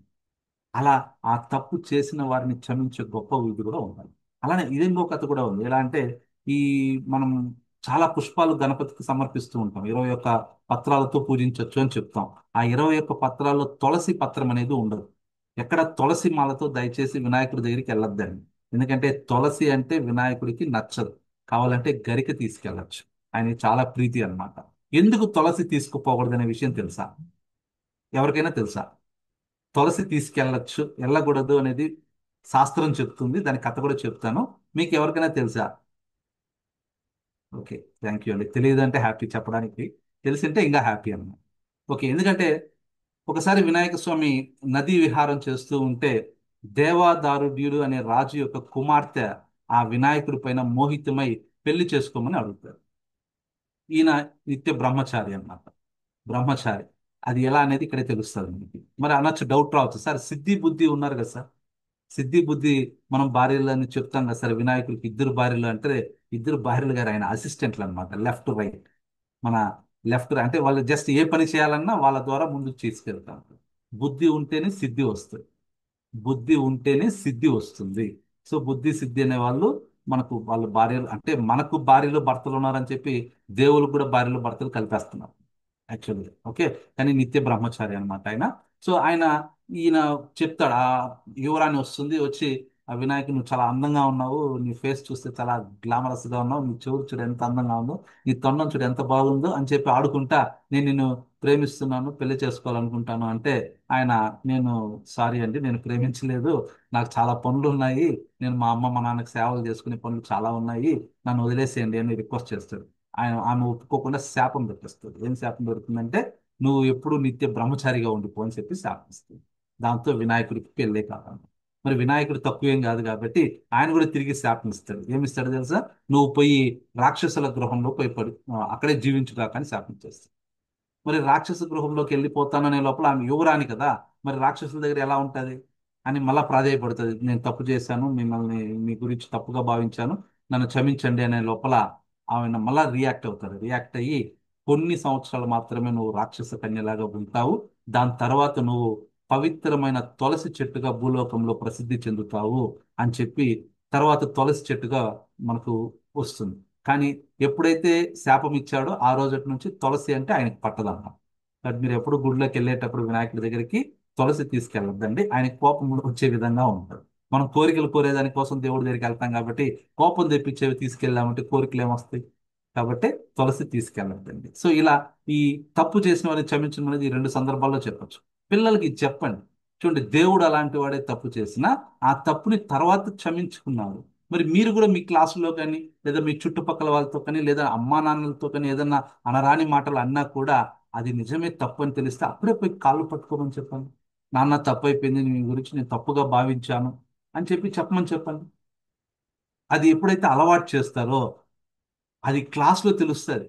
మీ పిల్లవాడు ఏదైనా పక్కనోడి దగ్గర నుంచి ఏదైనా చేసి తప్పు జరిగిందని వాడికి చెప్తే, బా ఇంతమంది ఉన్నారబ్బా ఎవరూ చెప్పలేదు, బట్ వీడు చూడు నిజాయితీగా తప్పును ఒప్పుకున్నాడు అని చెప్పి క్లాస్లో వాళ్ళు మెచ్చుతారు, టీచర్ మెచ్చుకుంటారు. అదే ఆ ఆ ఆ అలవాటు అనేది ఏమవుతుందంటే జీవితంలో వాడిని ఎక్కడో ఉన్నత శిఖరానికి చేరుస్తుంది. సో తప్పుని గ్రహించడం, ఆ తప్పుని మరలా చేయకుండా ఉండడం, ఆ తప్పు తెలిసి కూడా తప్పుని ధైర్యంగా చెప్పడం, ఈ మూడింటిని ఏంటి అనేది పిల్లలకి జాగ్రత్తగా చెప్పడం ప్రయత్నం చేయాలి. నెక్స్ట్, చేపట్టిన పని వెంటనే పూర్తి చేయండి. ఇది ఒక పాయింట్ ఉంది. అంటే ఏ పనైనా చేస్తారు, పిల్లలే కాదు మనం కూడా చేస్తూ ఉంటాం. ఎన్నో పనులు చేస్తూ ఉంటాం. కొంతమంది ఉద్యోగులు ఉంటారు. ఉద్యోగుల కన్నా మించిన ఉద్యోగం ఏదైనా ఉందంటే గృహిణి అన్నమాట. ఎందుకంటే ఉద్యోగం చేసే వాళ్ళకి సండే లీవ్ అన్న దొరుకుతుంది, బట్ వాళ్ళకి సండే హాలిడే కూడా ఉండదు. ఫెస్టివల్స్ వస్తే హాలిడే వస్తుంది జాబ్ చేసే వాళ్ళకి. అంటే మా లాంటి పురుషులకు చెప్తున్నా, ఇక్కడ ఎవరు లేరు కాబట్టి నేను తప్ప. మాకు హాలిడేస్ దొరుకుతాయి, బట్ మాకు వచ్చిన హాలిడేస్ మీకేమవుతుందంటే డేంజర్ బెల్ స్టార్ట్ అవుతాయి. ఎందుకంటే సండే వచ్చిందంటే అది చేయి ఇది చేయి అది చేయి అంటారు. మీరు ఏదో మామూలు రోజుల్లో ఉన్న ప్రశాంతంగా ఏదో ఒక కూర చేసి ఒక కర్రీ చేసి పెట్టేయచ్చు. సండేస్ కానీ ఫెస్టివల్స్ కానీ వచ్చిందంటే మల్టీ రోల్ చేయాలి, మల్టీ యాక్షన్స్ చేయాలి. అంటే ఒక చేత్తో నాన్ వెజ్ చేయొచ్చు, ఒక చేత్తో వెజ్ చేయొచ్చు, ఏమైనా చేయొచ్చు. అది మీ మీ ఇంటి వాళ్ళ పరిస్థితిని బట్టి ఉంటుంది. మరి ఆ చేపట్టిన పనిని వెంటనే పూర్తి చేయడం అంటే ఈ వినాయకుడి చరిత్రలో నుంచి ఒక చిన్న కథ కూడా మనం దీని ద్వారా చెప్పుకోవడానికి ప్రయత్నం చేద్దాం. మరి చేపట్టిన పని అంటే మీ అందరికీ తెలిసిందే, ఆంధ్ర మహాభారతం. మహాభారతం చాలా గొప్ప గ్రంథం. మన హిందువులు ఆ చాలా గొప్పగా భావించేది. కోర్టుల్లో కూడా భగవద్గీత పైన ప్రమాణం చేసే, నేను అంతా నిజమే చెప్తానని మనం ఇంతవరకు నేనైతే కోర్టుకి వెళ్ళలేదు. కోర్టు సీన్లు చూసింటాం, సినిమాల్లో కోర్టు సీన్లకు వెళ్ళినప్పుడంతా భగవద్గీత పెట్టి ప్రతిజ్ఞ చేపిస్తూ ఉంటారు కదా. మరి ఆ భగవద్గీతను ఎప్పుడైనా మీ పిల్లలకు చూపించారా? ఆ పేరేంటో చూపించారా? ఆ భగవద్గీత ఎలా ఉంటుందో అనేది మీరన్నా చూసారా? ఒకసారి ఆలోచించండి మీరే.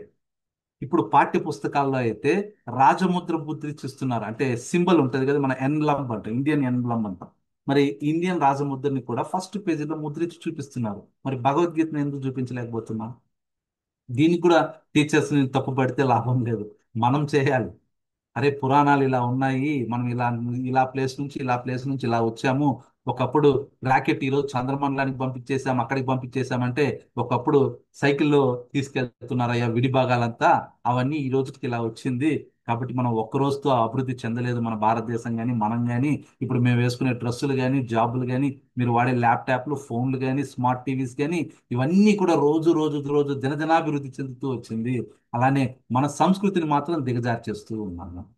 టెక్నాలజీలో ముందుకెళ్తున్నాము, సంస్కృతి పరంగా దిగజారేస్తుంది. పిల్లలకి టెక్నాలజీ పైన ఉన్న మక్కువ ఇలాంటి పైన లేవు. హాలిడేస్ వచ్చినప్పుడు ఒక రెండు పద్యాలు చెప్పండి. మనం ఎన్నో పద్యాలు నేర్చుకొని వచ్చాం. ఒకసారి ఆలోచించండి కళ్ళు మూసుకొని. మీరు మీరు 10th క్లాస్లో ఉన్నప్పుడు ఎన్ని పద్యాలు నేర్చుకున్నారు? అలాగే చిన్న ఏజ్లో నుంచి వేమన పద్యాలు సుమతి పద్యాలు చెప్పండి. ఇప్పుడు ఇంగ్లీష్ మీడియం చదివే పిల్లల్ని తెలుగు చదవలేకపోతున్నారు. దౌర్భాగ్యం కదండి. మనం అందరూ తెలుగులుగా ఉండి ఆ విషయం తెలుసుకోవాలంటేనే బాధేస్తాం. తెలుగు రాని వారు మాతృ దేశాన్ని, మాతృభూమిని, మాతృభాషని, మాతృమూర్తిని ఎవరైతే గౌరవించలేదో వాళ్ళు జీవితంలో సక్సెస్ అయినట్లు చరిత్రలోనే లేదు. వీటన్నిటిని పాటించాలి.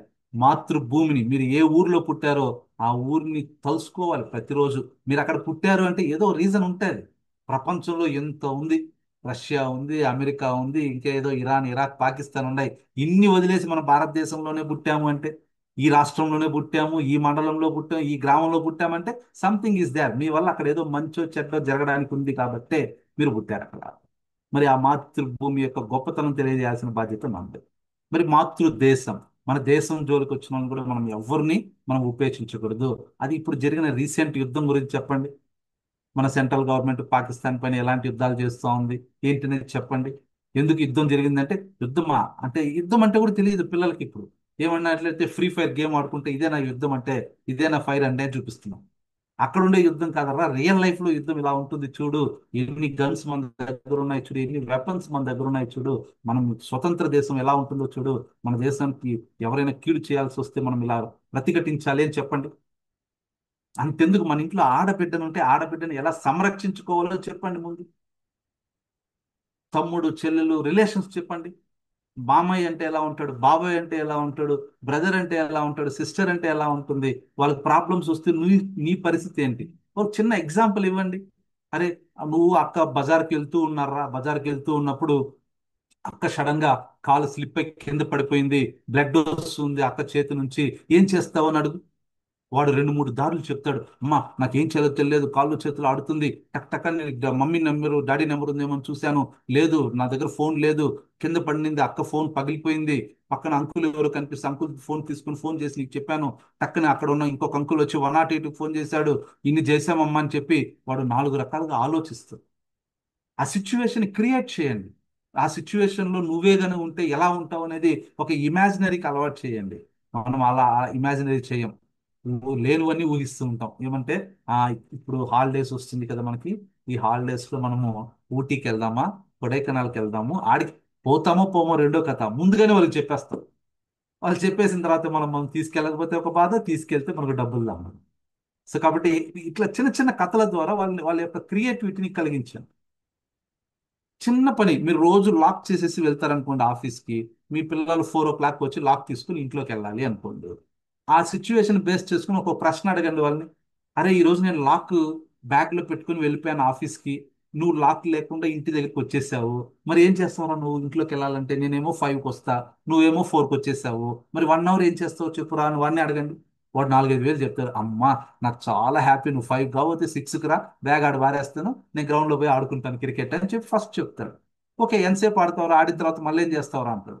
మళ్ళీ ఏం చేస్తానమ్మా, వస్తాను, ఆకలేస్తుంది, ఇంట్లోకి పోదామంటే కీస్ లేవు, అబ్బా నీ మీద కోపం వచ్చింది, నాకు కొట్టాలనిపించింది, రోజు ఏందమ్మా ఇలా చేస్తావు అనిపించింది అని ఏదేదో చెప్తావు. లాస్ట్కి ఏం తెలుసా, మా అలసిపోయాను, ఎట్లయినా హోంవర్క్ రాయాలి కదా రేపు, హాఫ్ 1 hour ఆడుకున్నాను కదా, హాఫ్ 1 hour కూర్చొని హోంవర్క్ రాసిస్తానమ్మా అంటాడు. అంటే ఏంటి, వాడు అన్ని చెప్పి లాస్ట్ మళ్ళీ చదువు దగ్గరికి వస్తుంది. సో ఇట్లా చిన్న చిన్న యాక్టివిటీస్ అనేది పిల్లలతో చేయించండి, హ్యాపీగా ఉంటుంది. మరి చేపట్టిన పని వెంటనే పూర్తి చేయడం ఎలా అంటే, నేను ఎక్కడికి వెళ్ళాను సారి, ఆ మా మహాభారతాన్ని యాక్చువల్గా వేదవ్యాసుడు చెప్తూ ఉంటే, వేదవ్యాసుడు సంస్కృతంలో చెప్తూ ఉంటే, సరే దేవనాగరి లిపిలో చెప్తూ ఉంటే, దాన్ని లిఖించిన గొప్ప మహానుభావుడు ఎవరు అంటే మన వినాయకుడు. అంటే ఈ మహాభారతం అనేది చాలా పెద్ద గ్రంథం, 18 పర్వాలు ఉంటాయి. మరి అంత పెద్ద గ్రంథాన్ని ప్రజలకు అందించాలి అంటే ఒక తపస్సు లాగనమాట. మరి అలాంటి గొప్ప కార్యాన్ని వేదవ్యాసుడు మహర్షి తీసుకుంది. ఆ వేదవ్యాస మహర్షి బ్రహ్మదేవుడికి ప్రతిజ్ఞ చేస్తాడు. అంటే బ్రహ్మదేవుని అడుగుతాడు, నేను ఈ విధంగా మహాభారతాన్ని రాపించాలనుకుంటున్నాను, రాయడానికి నాకు శక్తి చాలదు, ఎవరైనా మనిషిని ఉంటే పెట్టండి, మీ దగ్గర చిత్రగుప్తుడు ఇలాంటి వాళ్ళు ఉంటారు కదా, నరకాసురులు వీళ్ళ దగ్గర వాళ్ళని పట్టండి అంటే, వాళ్ళంతా ఏం చేయలేరయ్యా, నువ్వు విఘ్నేశ్వర దగ్గరికి వెళ్ళు, ఆయన గణాధ్యక్షుడు, ఆయన దగ్గరికి వెళ్ళావంటే నీకు సొల్యూషన్ దొరుకుతుంది అంటే, ఆయన దగ్గరికి వెళ్తాడు వేదవ్యాసుడు. వెళ్ళేసి "ఆ, మా నమర్షి మహర్షి ఎందుకు వచ్చారు ఇలా మా దీనికి అంటే, ఈ విధంగా అనుకుంటున్నాను, నువ్వైతే సమర్థుడు అని చెప్పి బ్రహ్మదేవుడు చెప్పాడు, నేను చెప్పినవన్నీ నువ్వు రాయగలగాలి అని చెప్పాను. మరి ఈయన కూడా ఏం చేస్తారంటే ఒక సవాల్ విసురుతాడు, నేను రాసేంత స్పీడ్ నువ్వు చెప్తేనే నేను రాస్తాను. ఇద్దరు సై అంటే సై అనమాట, వార్ 2 లాగా. అంటే వేదవ్యాసుడు ఎంత స్పీడ్ గానే చెప్పని, ఈయన అంత స్పీడ్ గా రాసేస్తారు. ఇద్దరు ఒకరికి మించిన ఒకరు అనమాట. సో అంటే బాహుబలి సినిమాలో ఎలా అయితే ఉంటారో, అలాగే త్రిబుల్ R సినిమాలో ఎలా అయితే ఆ క్యారెక్టర్స్ రాజమౌళి ఎలా పెట్టాడు అంటే, ఈ పురాణాల ఆధారంగా చేసుకుని పెట్టాడు. జూనియర్ ఎన్టీఆర్ రామ్ చరణ్ ఎలా ఫేస్ టు ఫేస్ అప్రోచ్ అవ్వడం కానీ ఇలాంటివన్నీ. సో అక్కడ ఏం చేశాడు, వేదవ్యాసుడు ఒక కండిషన్ పెడతాడు, నువ్వే రాద్దు కానీ నేను చెప్పేది అన్ని ఏదంటే అది రాయకూడదు, నువ్వు చెప్పిందంతా విని దాన్ని మంచి మాత్రమే రాయాలి అని చెప్పాను. ఓకే అంటాడు. రాస్తా రాస్తా రాస్తా రాస్తా అంటాడు. అప్పుడు వాళ్ళు తాటాకుల గంధాలు, తాటాకు పత్రాలు అంటారు, ఆ తాటాకుల పైన కలం పెట్టి రాస్తూ వస్తారు. ఆ కలంలో ఇంక్ అయిపోతుంది. అయిపోయినా కూడా సరే, ఎందుకంటే ఆయన స్పీడ్గా చెప్తా అంటాడు కదా, ఆ స్పీడ్ నేను అందుకోవాలి కాబట్టి తన తొండం, దట్ మీన్స్ ఆ కొమ్ము ఉంటుంది కదా, ఆ తొండంలో ఆ కొమ్ము ఇంచుకొని అదే పెన్నలాగా చేసుకొని రాస్తాడు. అందుకే ఆయనకు ఒక కొమ్ము విరిగిపోయింది. అది కూడా మీరు గమనించవచ్చు. అంటే తన శరీరం ఏమైపోయినా పర్లేదు, నేను ఒక కమిట్మెంట్ అయ్యా. ఏంటి? ఆయన చెప్పడం, నేను రాయడం. ఇది ఒక కమిట్మెంట్. సో దీనివల్ల ఏం మంచి జరుగుతుందా, చెడ్డ జరుగుతుందా అనేది ఆయన ఆలోచించాల. ఒక కమిట్మెంట్ జరిగింది. ఏంటి? ఆయన చెప్పడం, నేను రాయడం, అంతే. అది నా దగ్గర ఇప్పుడు అది చెప్పండి, పిల్లలకు చెప్పండి. ఇప్పుడు మా చిన్నపిల్లలు చాలా ఈజీగా ఎస్కేప్ అయిపోతూ ఉంటారు. హోంవర్క్ రాసేటప్పుడు అది రాయిరా అన్నాం, టేబుల్స్ రాయిరా అన్నాం అనుకోండి, వాడు 5 టేబుల్స్ రాస్తాడు, వాడికి వచ్చినంత రాస్తాడు. దాని తర్వాత, అమ్మ పెన్లో ఇంక్ అయిపోయిందమ్మా, బుక్ చిరిగిపోయిందమ్మా, డార్క్గా అయిపోయిందమ్మా, లైట్ అయిపోయిందమ్మా, కరెంట్ లేదా అంటే ఎస్కేపింగ్ వెళ్ళిపోతాం. అట్లా చేయొద్దండి, ఎస్కేపింగ్ చేయొద్దండి. చూడు, వినాయకుడు కూడా ఇలా చేశాడు ఇలాంటి సందర్భంలో అని చెప్పి చిన్న చిన్న కథలు చెప్పడం వల్ల ఏమవుతుందంటే, ఏ పనైనా తీసుకోక ముందు ఆలోచించాలి కానీ ఒక్కసారి కమిట్ అయితే నా మాట నేనే వినను అని మహేష్ బాబు ఏదో సినిమా డైలాగ్ చెప్తాడు. అలా ఏదైనా ఒక మాట కానీ మీరు కమిట్ అయితే, ఒక పని తీసుకుంటే, అది బిజినెస్ అయినా సరే, లేకపోతే సెల్ఫ్ ఎంప్లాయ్మెంట్ అయినా సరే, లేకపోతే మీరు చేసే ఏ వృత్తిలో అయినా సరే, మీరు తీసుకోక ముందే 10 రకాలుగా ఆలోచించండి. తీసుకునేసిన తర్వాత అది మంచి చెడ్డ పక్కనే వదిలేసేయండి. చూసుకుంటే వెళ్ళిపోండి. మంచి అయితే మీకు మంచి జరుగుతుంది. చెడ్డ అయిందనుకోండి, ఆ చెడ్డ జరిగిన విషయం మీరే 10 మందికి చెప్పండి. నేను ఈ రూట్లో వెళ్ళాను కాబట్టి నాకు ఇలాంటి ప్రాబ్లమ్స్ వచ్చాయని ధైర్యంగా చెప్పండి. దానివల్ల 10 మందికి ఏమవుతారు? ఆ దారి కాకుండా వేరే దారికి వెళ్తారు. అది గుర్తుపెట్టుకోవాలి. నెక్స్ట్ అలాగే మంచి శ్రోతగా ఉండాలి. మరి వినాయకుని చూస్తేనే, ఆకారం చూస్తేనే మనం చెప్పేయచ్చు, ఆయన చెవులు చాలా చాటలాగా పెద్దదిగా ఉంటుంది. మరి ఆయన తొండమేమో ముందుకుంటుంది, అలాగే కళ్ళు చాలా చిన్నవిగా ఉంటాయి. ఈ మూడిటి గురించి ఒక గొప్ప విషయం చెప్పచ్చు. ఏమంటే, ఎవరు ఏది చెప్పినా పూర్తిగా వినాలి. చాలా మంది ఏం చేస్తారంటే, ఓపిక ఎక్కువగా ఆడవాళ్ళకే ఉంటది, భూదేవికి మరియు మీకే ఓపిక ఎక్కువ ఉంటుంది అంటారు. కానీ కొంతమంది ఆడవాళ్ళు ఉంటారు, మీకు కూడా, వాళ్ళు ఏమైనా మాట్లాడితే చాలా చిర్రెత్తిపోతూ ఉంటారు, కోపం వచ్చేస్తూ ఉంటుంది. అది వాళ్ళ తప్పు కాదు, అది వాళ్ళ ప్రెజర్ అలా ఉంటది. అంటే వాళ్ళ బాడీలో హెల్త్ కండిషన్స్ లేదా హార్మోన్స్ ఇంబ్యాలెన్స్ వల్ల అవడమో, లేదా బయట ప్రెజర్స్ ఏదో సంథింగ్ వల్ల ఏమవుతుందంటే చిన్న విషయానికి కూడా కోపపడుతూ ఉంటారు. అది చాలా పెద్ద తప్పు అనమాట. ఎందుకంటే కోపం కంట్రోల్ చేయడం కూడా ఒక పెద్ద ఎక్సర్సైజ్ అన్నమాట. ఆ కోపమే మనలో బీపీని, షుగర్ని అన్నిటిని అది జస్ట్ అట్లా ఎత్తి చూపిస్తుంది. నీలో బీపీ ఉంది, షుగర్ ఉంది అనేది ఎలా తెలుస్తుందంటే, ఆ మనం చేసే యాటిట్యూడ్ వల్ల వస్తుంది. ఎప్పుడు నవ్వుతా ఉనండి, ఏమైపోతుంది? ఈ రోజు ఉంటాం, రేపు ఉంటామో తెలియదు. ఈ వినాయక చవితి చేసుకుని నెక్స్ట్ వినాయక చవితి మీతో కలుస్తాను, మీరు నాతో కలుస్తారు, ఏం తెలియదు. సో ఉన్నంతలో హ్యాపీగా ఉందాం. తీసుకొచ్చేటప్పుడు ఏమి తీసుకురాలేదు, తీసుకెళ్ళేటప్పుడు కూడా ఏమి తీసుకెళ్ళాం, మధ్యలో ఉండేటప్పుడు ఎందుకు మనకి టెన్షన్స్? అరే, కోపం వస్తే 2 నిమిషాలే కదా, సైలెంట్ గా ఆ ప్లేస్ నుంచి వెళ్ళిపోండి. చేంజ్ ఆఫ్ ద స్టేట్ అంటారు. అంటే ఈ ప్రదేశంలో నీకు కోపం వచ్చిందా, ఆ ప్రదేశం వదిలి ఇంకో రూమ్ వెళ్ళు. మీ హస్బెండ్తో మీరు గొడవ పడ్డారు, సంథింగ్ ఉంటుంది, ఫ్యామిలీ అన్నాక కామన్ అది. ఆ గొడవ జరిగిన సందర్భంలో, మీ ఇంటాయన మిమ్మల్ని అరిచిన సందర్భంలో, ఆ ప్రదేశం నుంచి ఇంకో రూమ్లోకి వెళ్ళిపోండి ఒక హాఫ్ అన్ అవర్ తర్వాత రండి. ఆయనే సారీ చెప్తారు. అరే, నేను ఆఫీస్ టెన్షన్ వల్ల నేను అలా అనాల్సి వచ్చింది, ఏమనుకోవద్దు ప్లీజ్ అంటారు. లేదా మీ వల్ల ఏదైనా పొరపాటు జరిగినా కూడా ఆయన ఒక రూమ్కి వెళ్ళిపోమని చెప్పండి ఒక హాఫ్ అన్ అవర్, తర్వాత రమ్మని చెప్పండి. ఆటోమేటిక్గా మీ మధ్య ఏం జరుగుతుంది? కాంట్రవర్షన్ జరుగుతుంది. ఆ ఒక్క హాఫ్ అన్ అవర్ 10 నిమిషాలు మీరు ఓపిక లేకపోవడం వల్లే ఈ మధ్య జరిగే చాలా పెళ్లిళ్ళు విడాకుల వరకు వస్తుంది. చూడండి, మనం అందరూ ఆల్మోస్ట్ అన్ లవ్ మ్యారేజెస్ కాకుండా అరేంజ్డ్ మ్యారేజెస్ చేసుకున్న వాళ్ళే ఉంటాం మ్యాక్సిమం. ఇష్టం ఉందో ఇష్టం లేకనో, పెద్దవాళ్ళు బాధపడతారనో, లేదా సంథింగ్ ఏదో సమ్ కారణాల వల్ల చేసుకుంటాం. అందరూ ఇష్టపడి చేసుకోరు, అందరూ ఏదో ఆశించి చేయరు. బట్ విధి మనకి ఇలా కలిపింది అనే ఉద్దేశంతో ఒక కమిట్మెంట్తో ఏమవుతుంది, మన లైఫ్ని మనము లాగుతూ వెళ్తూ ఉంటాం. అంటే ఎవరికి మచ్చ రాకుండా, అరే ఈ జన్మకి ఈయన నా భార్య, ఈ జన్మకి నా భర్త, ఈయనకి నేను ద్రోహం చేయకూడదు, నా పిల్లల్ని నేను భద్రంగా చూసుకోవాలి, మా అత్త మామల్ని అమ్మా నాన్నలాగా చూసుకోవాలి. ఇలా ఓ చిన్న కమిట్మెంట్తో మనం ఏం చేస్తాం, లైఫ్ని లీడ్ చేస్తూ ఉంటాం. అది ఎక్కడి నుంచి నేర్చుకున్నామరా అంటే, మన యొక్క పేరెంట్స్ ఆ విధంగా ఉన్నారు. అప్పుడు ఉమ్మడి కుటుంబాలు ఉన్నాయి. 7 మంది, 8 మంది, 9 మంది ఒకే ఇంట్లో కలిసి భోజనం చేసేవాళ్ళు, ఒక పెద్ద పండగ వాతావరణం లాగా ఉన్నాం. మరి ఇప్పుడు ఉమ్మడి కుటుంబాలు ఏమవుతున్నాయి? ఎక్కడ చూసినా న్యూక్లియర్ ఫ్యామిలీస్ అయిపోయారు. నేను, నా భార్య, నా పిల్లలు, నేను, నా భార్య, పిల్లలు, ఇలానే వెళ్తే నేను నేను అంటే నేటికి ఏమి ఉండవు. మనము అనేది రావాలి మన నోట్లో. మనది, మన కుటుంబం, మన అమ్మమ్మ, మన తాతయ్య, మన బాబాయి, మన పిన్ని అంటే పిల్లోడు ఓహో వీళ్ళందరూ మనోళ్ళేనా అంటాం. కానీ మన అలా అనం. మనం ఏమంటాం? ఏ అది వాళ్ళ బాబురా, మన బాబు కాదురా, ఇదిరా అదిరా అని మనం డిస్కషన్ చేస్తే పిల్లోడు కూడా అలానే అర్థం చేసుకో. కానీ దయచేసి ఏం చేయాలంటే, న్యూక్లియర్ ఫ్యామిలీని తగ్గించాలని నా ఉద్దేశం కాదు, కానీ ఇప్పుడున్న మోడర్న్ సమాజంలో అదే కామన్ అయిపోయింది. ఎందుకంటే పేరెంట్స్ విలేజ్ లో ఉంటారు, జాబ్ ఏమో హైదరాబాద్, బెంగళూరు, మెట్రో సిటీస్ లో ఉంటాయి. మరి అక్కడికి వీళ్ళు తీసుకెళ్ళలేరు, వాళ్ళు ఇక్కడికి వచ్చి ఉద్యోగం చేయలేరు. సో ఇది యూనివర్సల్ ప్రాబ్లం, దీనికి మనం ఏం చేయలేము. బట్ ఉన్నంతలో వాల్యూస్ నేర్పించడానికి ఎక్కడైనా ప్రయత్నం చేయాలి. మరి అపార్ట్మెంట్స్లో అయితే మరీ దారుణం, పేర్లు కూడా తెలియడం లేదు. ఏమైనా ఓపెన్ గా అడిగితే 302 అంకుల్ పిలవండి, లేదా 105 ఆంటీని పిలవండి. ఏందో అంకుల్ ఆంటీ, వాళ్ళ పేరు కూడా తెలియదు. వాళ్ళు అదే ఫిక్స్డ్, 302 అంకుల్, 305 ఆంటీ. ఆ పేరు కూడా తెలియదు. అదే విలేజ్ లో ఉంటే చూడండి, నీట్ గా చెప్తారే, మీ బాబాయిని పిలవండి, లేదా మీ అంకుల్ని పిలవండి, లేదా మీ తాతని పిలవండి అంటారు. పేరన్నా పిలుస్తాం. ఆడ అది కూడా ఉండదు, అపార్ట్మెంట్ నేమ్ చెప్పేస్తారు. ఆ అపార్ట్మెంట్ లో ఉండే అబ్బాయిని పిలవండి, అపార్ట్మెంట్ లో ఉన్న అమ్మాయిని పిలవండి, ఇట్లా అంటారు. ఇంకెక్కడ హ్యూమన్ వాల్యూస్ ఉంటాయి చెప్పండి, ఒకసారి ఆలోచించండి. సో మనం మాట ఇచ్చేటప్పుడు ఎంత మంచిగా ఇస్తామో మనం తీసుకునేది కూడా అంతే ఉంది. అందుకే వినాయకుడి చెవులు పెద్దదిగా ఉంటుంది తెలుసా. ఏది చెప్పినా పూర్తిగా వింటాడు. విని అది దాంట్లో పాజిటివ్ని మాత్రమే తీసుకోవాలి, చెడు మొత్తాన్ని వదిలేయాలి అని చెప్పి అలాగే ఆయన యొక్క తొండం చూసారంటే ఎప్పుడు ఇలా పైకి ముడుచుకొని ఉంటారు. తొండం మీరు ఎప్పుడైనా చూడండి, ఇలా పైకి ఎత్తుకుని ఎట్లా ఉండదు, లోపలికి ముడుచుకో ఉంటుంది తొండం మీద. ఎందుకనేది అబ్జర్వ్ చేశారా? అధికారం ఉన్నా కూడా సరే అధికారాన్ని దుర్వినియోగం చేసుకోకూడదు అని చెప్పి ఆ సింబల్ ద్వారా మనకు వినాయకుడు తెలియకుండా చెప్తున్నాను. ఈ కాలంలో అంతా నాదే అధికారం, నేను ఏది చెప్తే అదే వినాలి, నా మాటే శాసనం అని చెప్పి శివగామి ఏదో సినిమాలో చెప్తారు. అట్లా మీరందరూ కూడా నా మాటే శాసనం అనొద్దండి, మన మాటే శాసనం అని చెప్పాలి. అందరూ కూర్చొని మాట్లాడండి. ఏ పని చేయాలన్నా, ఏ బిజినెస్ స్టార్ట్ చేయాలన్నా, ఏ చిన్న కార్యక్రమం అన్నా కలిసి నిర్ణయం తీసుకోండి. కలిసి నిర్ణయం తీసుకుంటే మంచి జరిగినా మీ అందరిది బాధ్యత, చెడు జరిగినా మీ అందరిదే బాధ్యత. అధికారాన్ని దుర్వినియోగం చేయొద్దండి. అంటే మీరు చేస్తున్న ఏ ప్రొఫెషన్లో అయినా సరే ఆ అధికారాన్ని దుర్వినియోగం చేయకుండా, అధికారాన్ని మన తలకి ఎక్కించుకోకుండా, జస్ట్ అది ఒక డ్రెస్ కోడ్ లాగా అంతే. ఈ రోజు ఆ పదవి ఉంటుంది, రేపు ఇంకో పదవికి వెళ్ళొచ్చు నువ్వు. బట్ ఆ పదవిలో ఉండి చేయాల్సినవి పర్ఫెక్ట్ గా చెయ్యి. దానికి మించి ఎక్కువ చేయొద్దు, దానికి తక్కువ చేయొద్దు. కరెక్ట్ గా చేస్తే చాలు, నువ్వు ఆ జాబ్ కి, ఆ రోల్ కి పర్ఫెక్ట్నెస్ ఇచ్చినట్టు అవుతుంది.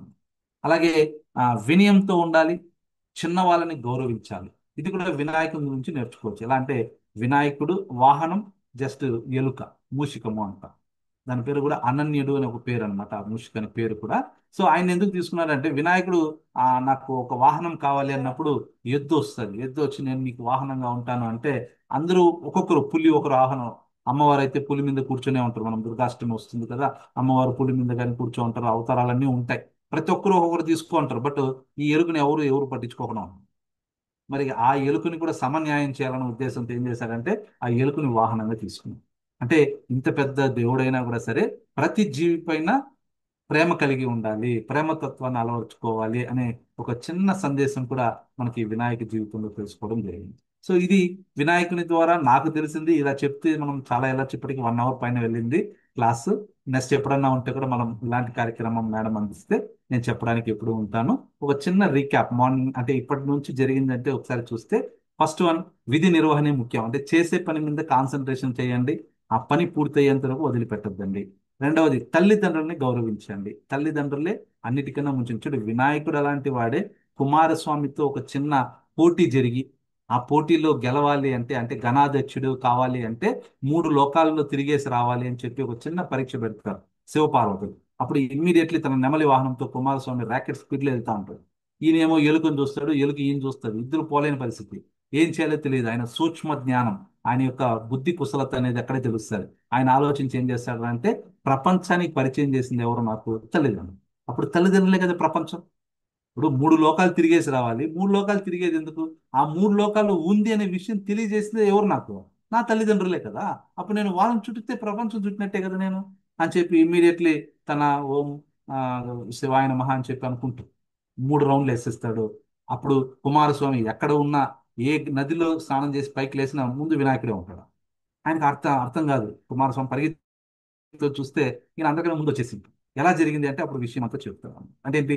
తల్లి దేవుడు అలాంటి వాడే కూడా తల్లిదండ్రులను పూజించిన తరువాతే వేరే పని చేస్తున్నాడు. మరి మనం ఏం చేస్తాం? మన పిల్లలకి ఏం చెప్పిస్తున్నాం? ముందు మనం ఏం చేస్తున్నాం ఒకసారి ఆలోచించండి. ఫోన్ చేస్తే తిడుతూనే ఉంటాం చాలా మంది. దయచేసి తిట్టద్దండి, తల్లిదండ్రులని ప్రేమించండి. ఎందుకంటే వాళ్ళ ఉండేంత వరకు మనం ఉంటాం, కానీ మనం ఉండేంత వరకు వాళ్ళు ఉండరు. గుర్తుపెట్టుకోండి ఇది బాగా. వాళ్ళ ఉండేంత వరకు మనం ఉంటాం, ఎందుకంటే వాళ్ళ ఏజ్ లో పెద్ద. మనం ఏజ్లో చిన్న. బట్ మనం బతికున్నంత కాలం వాళ్ళు ఉంటారనేది గ్యారెంటీ లేదు. సో ఉన్నంతలో వాళ్ళకి మనం చేయాల్సిన బాధ్యతలు చేయాలి. చూడండి, ఒకప్పుడు వాళ్ళు ఎంత కష్టపడి ఉంటారో మిమ్మల్ని ఈ స్థాయికి తీసుకురావాలంటే. ఇప్పుడైతే మనకు చాలా వచ్చేసాయి, మెడిసిన్స్ వచ్చేసాయి, ర్యాపిడో బుక్ చేస్తే ఆటోలు వచ్చేస్తాయి, అన్నీ వచ్చేస్తాయి. ఈ మధ్య ఆంధ్రప్రదేశ్లో అయితే మా గవర్నమెంట్ వాళ్ళు అయితే ఫ్రీ బస్ పథకం కూడా పెట్టేశారు. నారీమణులు మీ అందరికి కూడా ఆధార్ కార్డు చూపిస్తే బస్ ఎక్కేయచ్చు. అవునా? మొన్న ఈ మధ్య జోక్ కూడా చదివాను, ఏమంటే భార్యలను భద్రంగా చూసుకోండి అయ్యా, వాళ్ళు ఏదైనా చిన్న గొడవ పడి కానీ వాళ్ళు ఎక్కడైనా బస్ ఎక్కి వెళ్ళిపోయారంటే వాళ్ళు ఎక్కడున్నారో ఎతికి పట్టి తీసుకురావడానికి 10,000 ఖర్చు అవుతుంది. దయచేసి భర్త మనందరూ భార్యల్ని సేవించండి అని చెప్పి వచ్చిన కొటేషన్ కూడా చదివాను ఈ మధ్య. అంటే ఏంటి, ఇన్ని సదుపాయాలు ఇస్తున్నారు మీ అందరికీ, మీరు దాన్ని చక్కగా ఉపయోగించుకోండి. ఎందుకంటే ఒక సంసారాన్ని ఈదాలి అంటే ఒకరి వల్ల కాదు. దానికి చుక్కావ అంటే ఒక పడవ ప్రయాణం చేయాలంటే ఆ దిక్సూచి లాగా ఒకటి ఉంటుంది. ఆ దాన్ని ముందుకు తోస్తేనే ఆ పడవ సముద్రంలో ముందుకు వెళ్తారు. అలాంటి బాధ్యత మీరే అన్నమాట. మీరు ఎంత పర్ఫెక్ట్ గా ఉంటారో మీ కుటుంబం అంత ముందుకెళ్తుంది. మీరు ఎంత హ్యాపీగా ఉంటారో మీ ఆ, ఆరోగ్యం, మీ కుటుంబ ఆరోగ్యం కూడా అంత హ్యాపీగా ఉంటుంది.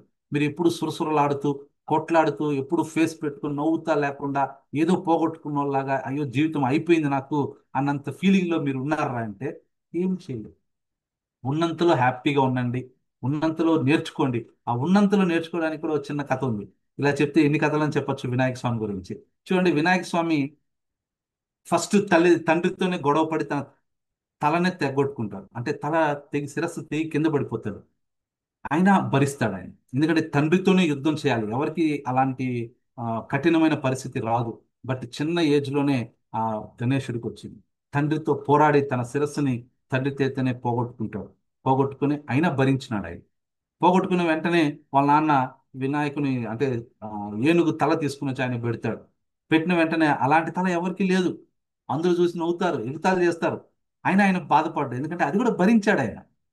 అలాగే పొట్ట, బాణ పొట్ట, అంటే నడుస్తా ఉంటే మోకాలు దొరుకుతూ ఉంటుంది ఆ పొట్ట, అది కూడా భరించాడు ఆయన. వాహనం, చిన్న వాహనం, ఆ వాహనాన్ని కూడా భరించాడు ఆయన. ఇన్ని భరించాడు దేవుడు. మనం ఎంత ఆఫ్టర్ ఆల్, మన జీవితంలో ఉండే ఆ పెయిన్స్ ఎంత, చాలా సింపుల్.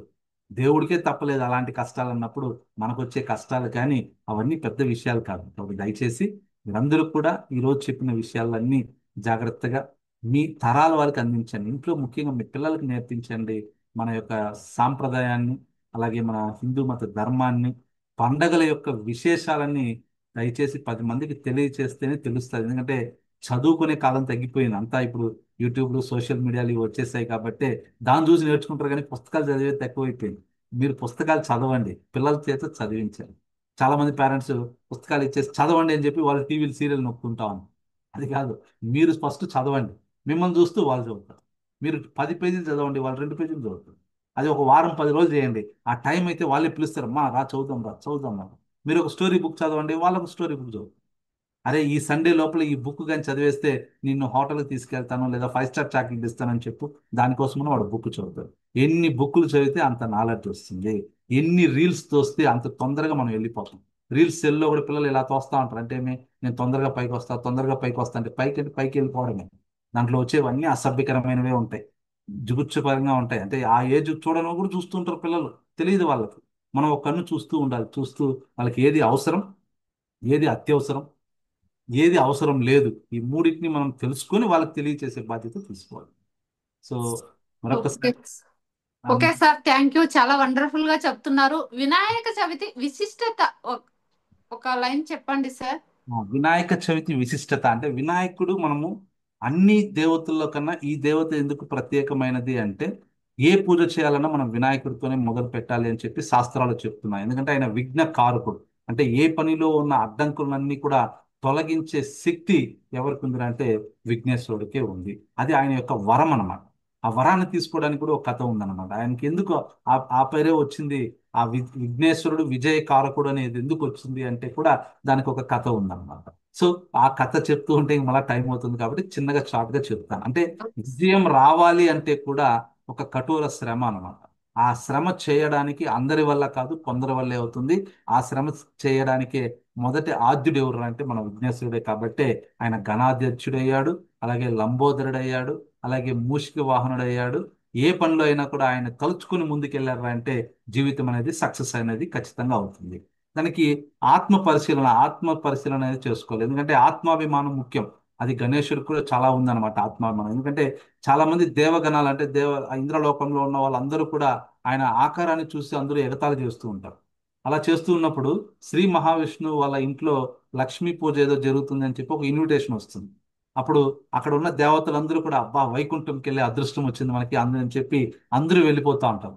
అప్పుడు ఇంద్రుడు అందరూ వెళ్ళిపోతే మరి ఇక్కడ స్వర్గలోకం ఎవరు చూసుకునేది, దాన్ని రక్షించేది ఎవరు అంటే ఆల్రెడీ ఉన్నాడు కదా వినాయకుడు, ఆయన పెట్టండి, ఆయన ఆల్రెడీ వాళ్ళ నాన్నతోనే యుద్ధం చేశాడు కదా అని చెప్పి చురకలు వేస్తూ చురకలు వేస్తూ ఆయనకి ఇస్తారు ఆ బాధ్యతని. అందరూ వెళ్ళిపోతారు, వినాయకుడు మాత్రం స్వర్గానికి కాపలాదారులాగా ఉంది. కొద్ది దూరం కొంతసేపు తర్వాత వినాయకుడికి అర్థమవుతుంది ఏం తెలుసా, ఈ ఆకారాన్ని కూడా తీసుకెళ్తే ఆ వైకుంఠంలో అందరూ నవ్వుతారు అనే ఉద్దేశంతో ఈయన ఇక్కడే వదిలేసి వెళ్ళారు అనే విషయాన్ని ముందుగానే గ్రహిస్తాడు ఆయన. ఎవరు, మన విఘ్నేశ్వరుడు. గణించిన వెంటనే మూషికకి చెప్తాడు. మూషిక ఆయన వాహనం కాబట్టి చెప్పి, నన్ను ఈ విధంగా వాళ్ళ ఆత్మాభిమానం మీద నన్ను కించపరుస్తున్నారు కాబట్టి వాళ్ళకి గుణపాఠం చెప్పాలి అని చెప్పే లోపల మూషికుడు నేరుగా వాళ్ళు వెళ్తున్న మార్గంలో అక్కడక్కడ గుంతలు చేసేస్తాడు. ఆ గుంతలు చేసేస్తే ఈ ఇంద్రుడు వెళ్ళే రథం వచ్చి ఒక చక్రం వచ్చి ఆ గుంతలో ఇరుక్కునేస్తుంది. గుంతలో ఇరుక్కునేసి దేవతలు అందరూ వచ్చి ఆ రథాన్ని తోస్తారు. ఎందుకంటే తొందరగా వెళ్ళాలి కదా, ఫంక్షన్ స్టార్ట్ అయిపోతుంది లక్ష్మీ పూజ అనేసి. అది ఎంత ప్రయత్నం చేసినా ఒక అంగుళం కూడా బయటకు రాదు. అప్పుడు అక్కడ ఒక వ్యక్తి దారిలో వెళ్తూ ఉంటాడు, ఒక రైతు. ఆయన పిలిచి మాకు కొద్దిగా హెల్ప్ చేయవయ్యా అని అడిగితే ఆయన వచ్చి జస్ట్ ఓం విఘ్నేశ్వరాయ నమః, నువ్వు ఉన్నా అనే ధైర్యంతో ఈ పని నేను చేస్తున్నాను, ఈ పనిలో ఎటువంటి ఆటంకం రాకుండా నన్ను కాపాడు స్వామి అని చెప్పి జస్ట్ ఆయన ఒక చేత్తో ఆ రథాన్ని ఎత్తి అట్లా పెట్టేస్తాడు.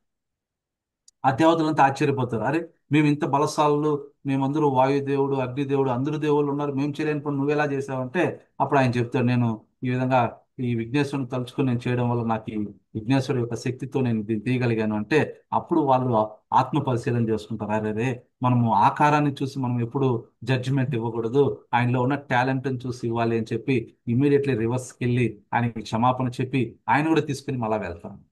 అంటే ఇక్కడ ఆత్మాభిమానం కూడా ఎంతో ముఖ్యమైనది వినాయకుడి భక్తి ద్వారా మనం తెలుసుకోవచ్చు. ఇలా ఒకటి కాదు, ఆయన ఉన్న ప్రతి అణువులు ఆయన యొక్క శిరస్సు నుంచి ఆయన కింద కాలి బొటిన వరకు ప్రతి ఒక్క అంగుళానికి ఒక కథ అనేది ఉంది.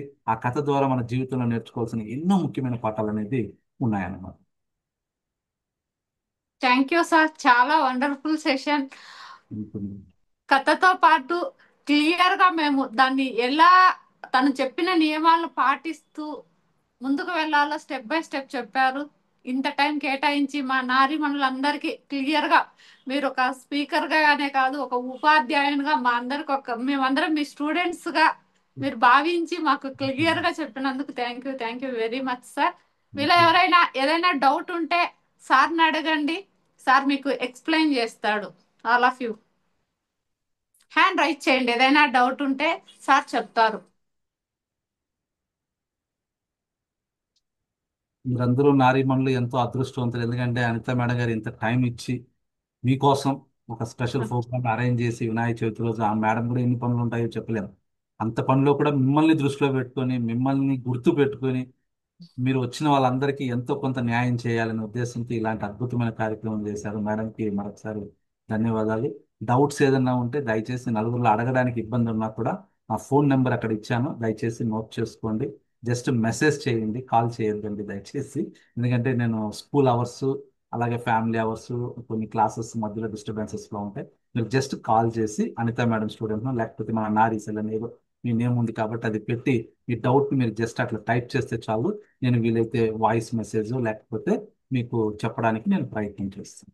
బట్ అందరూ వండర్ఫుల్ సిటిజన్గా ఉండండి, మంచి ఆ, సంస్కృతి అనేది నేర్పించండి పిల్లలకి. మీరు మంచిగా ఆరోగ్యంగా ఉండండి, ముఖ్యంగా ఆడవాళ్ళు. మీరు ఆరోగ్యంగా ఉంటే హాయిగా ఉంటారు, మీరు నవ్వుతూ ఉంటే. డాక్టర్ లక్ష్మి జానకి గారు అడగండి మేడం. సార్ థ్యాంక్ యూ చెప్తున్నారు సార్ మీకు. Thank you madam, thank you very much madam. అదే చెప్తున్నాను మేడం, ఇక్కడ డాక్టర్స్ ఉంటారు, ప్రొఫెషనల్స్ ఉంటారు, బిజినెస్ ఉంటారు, అందరూ మీ లైఫ్ లో మీరు ఎన్నో స్ట్రగుల్స్ అన్నో ఫేస్ చేసి ఉంటారు. ఆ స్ట్రగుల్స్ లో కూడా ఎంజాయ్ చేయండి. ఎందుకంటే ఎంత స్ట్రగుల్ పడితే అంత సక్సెస్ అనేది వస్తుంది. స్ట్రగుల్ కి భయపడద్దండి దయచేసి. ఇక్కడ చాలా మంది నారీమణులు ఉన్నారు సార్, అందరూ కూడా చాలా బాధ్యతాయుతంగా ఏదో ఒకటి లైఫ్ లో ముందుకు వెళ్ళాలి, నేర్చుకోవాలి అని దృఢ సంకల్పంతో ముందుకు వస్తున్నారు సార్. ఇక్కడ ప్రతి ఒక్కరు ఏదో ఒకటి ఇంటి నుంచే మనీ ఎర్న్ చేసుకోవడానికి స్మాల్ బిజినెస్ స్టార్టప్స్ స్టార్ట్ చేసుకొని ఎస్. టీచింగ్ ప్రొఫెషన్ లో కొంతమంది, బిజినెస్ ప్రొఫెషన్ లో కొంతమంది ఇలా ఉన్నారు సార్ మన దగ్గర చాలా మంది. చేయాలి మేడం. ఇప్పుడున్న సమాజంలో డబుల్ ఎర్నింగ్ అనేది అవసరం. ఎందుకంటే ముఖ్యంగా ఎస్. ఆడవాళ్ళు సొంతంగా వాళ్ళ కాళ్ళపైన వాళ్ళు నిలబడాలి.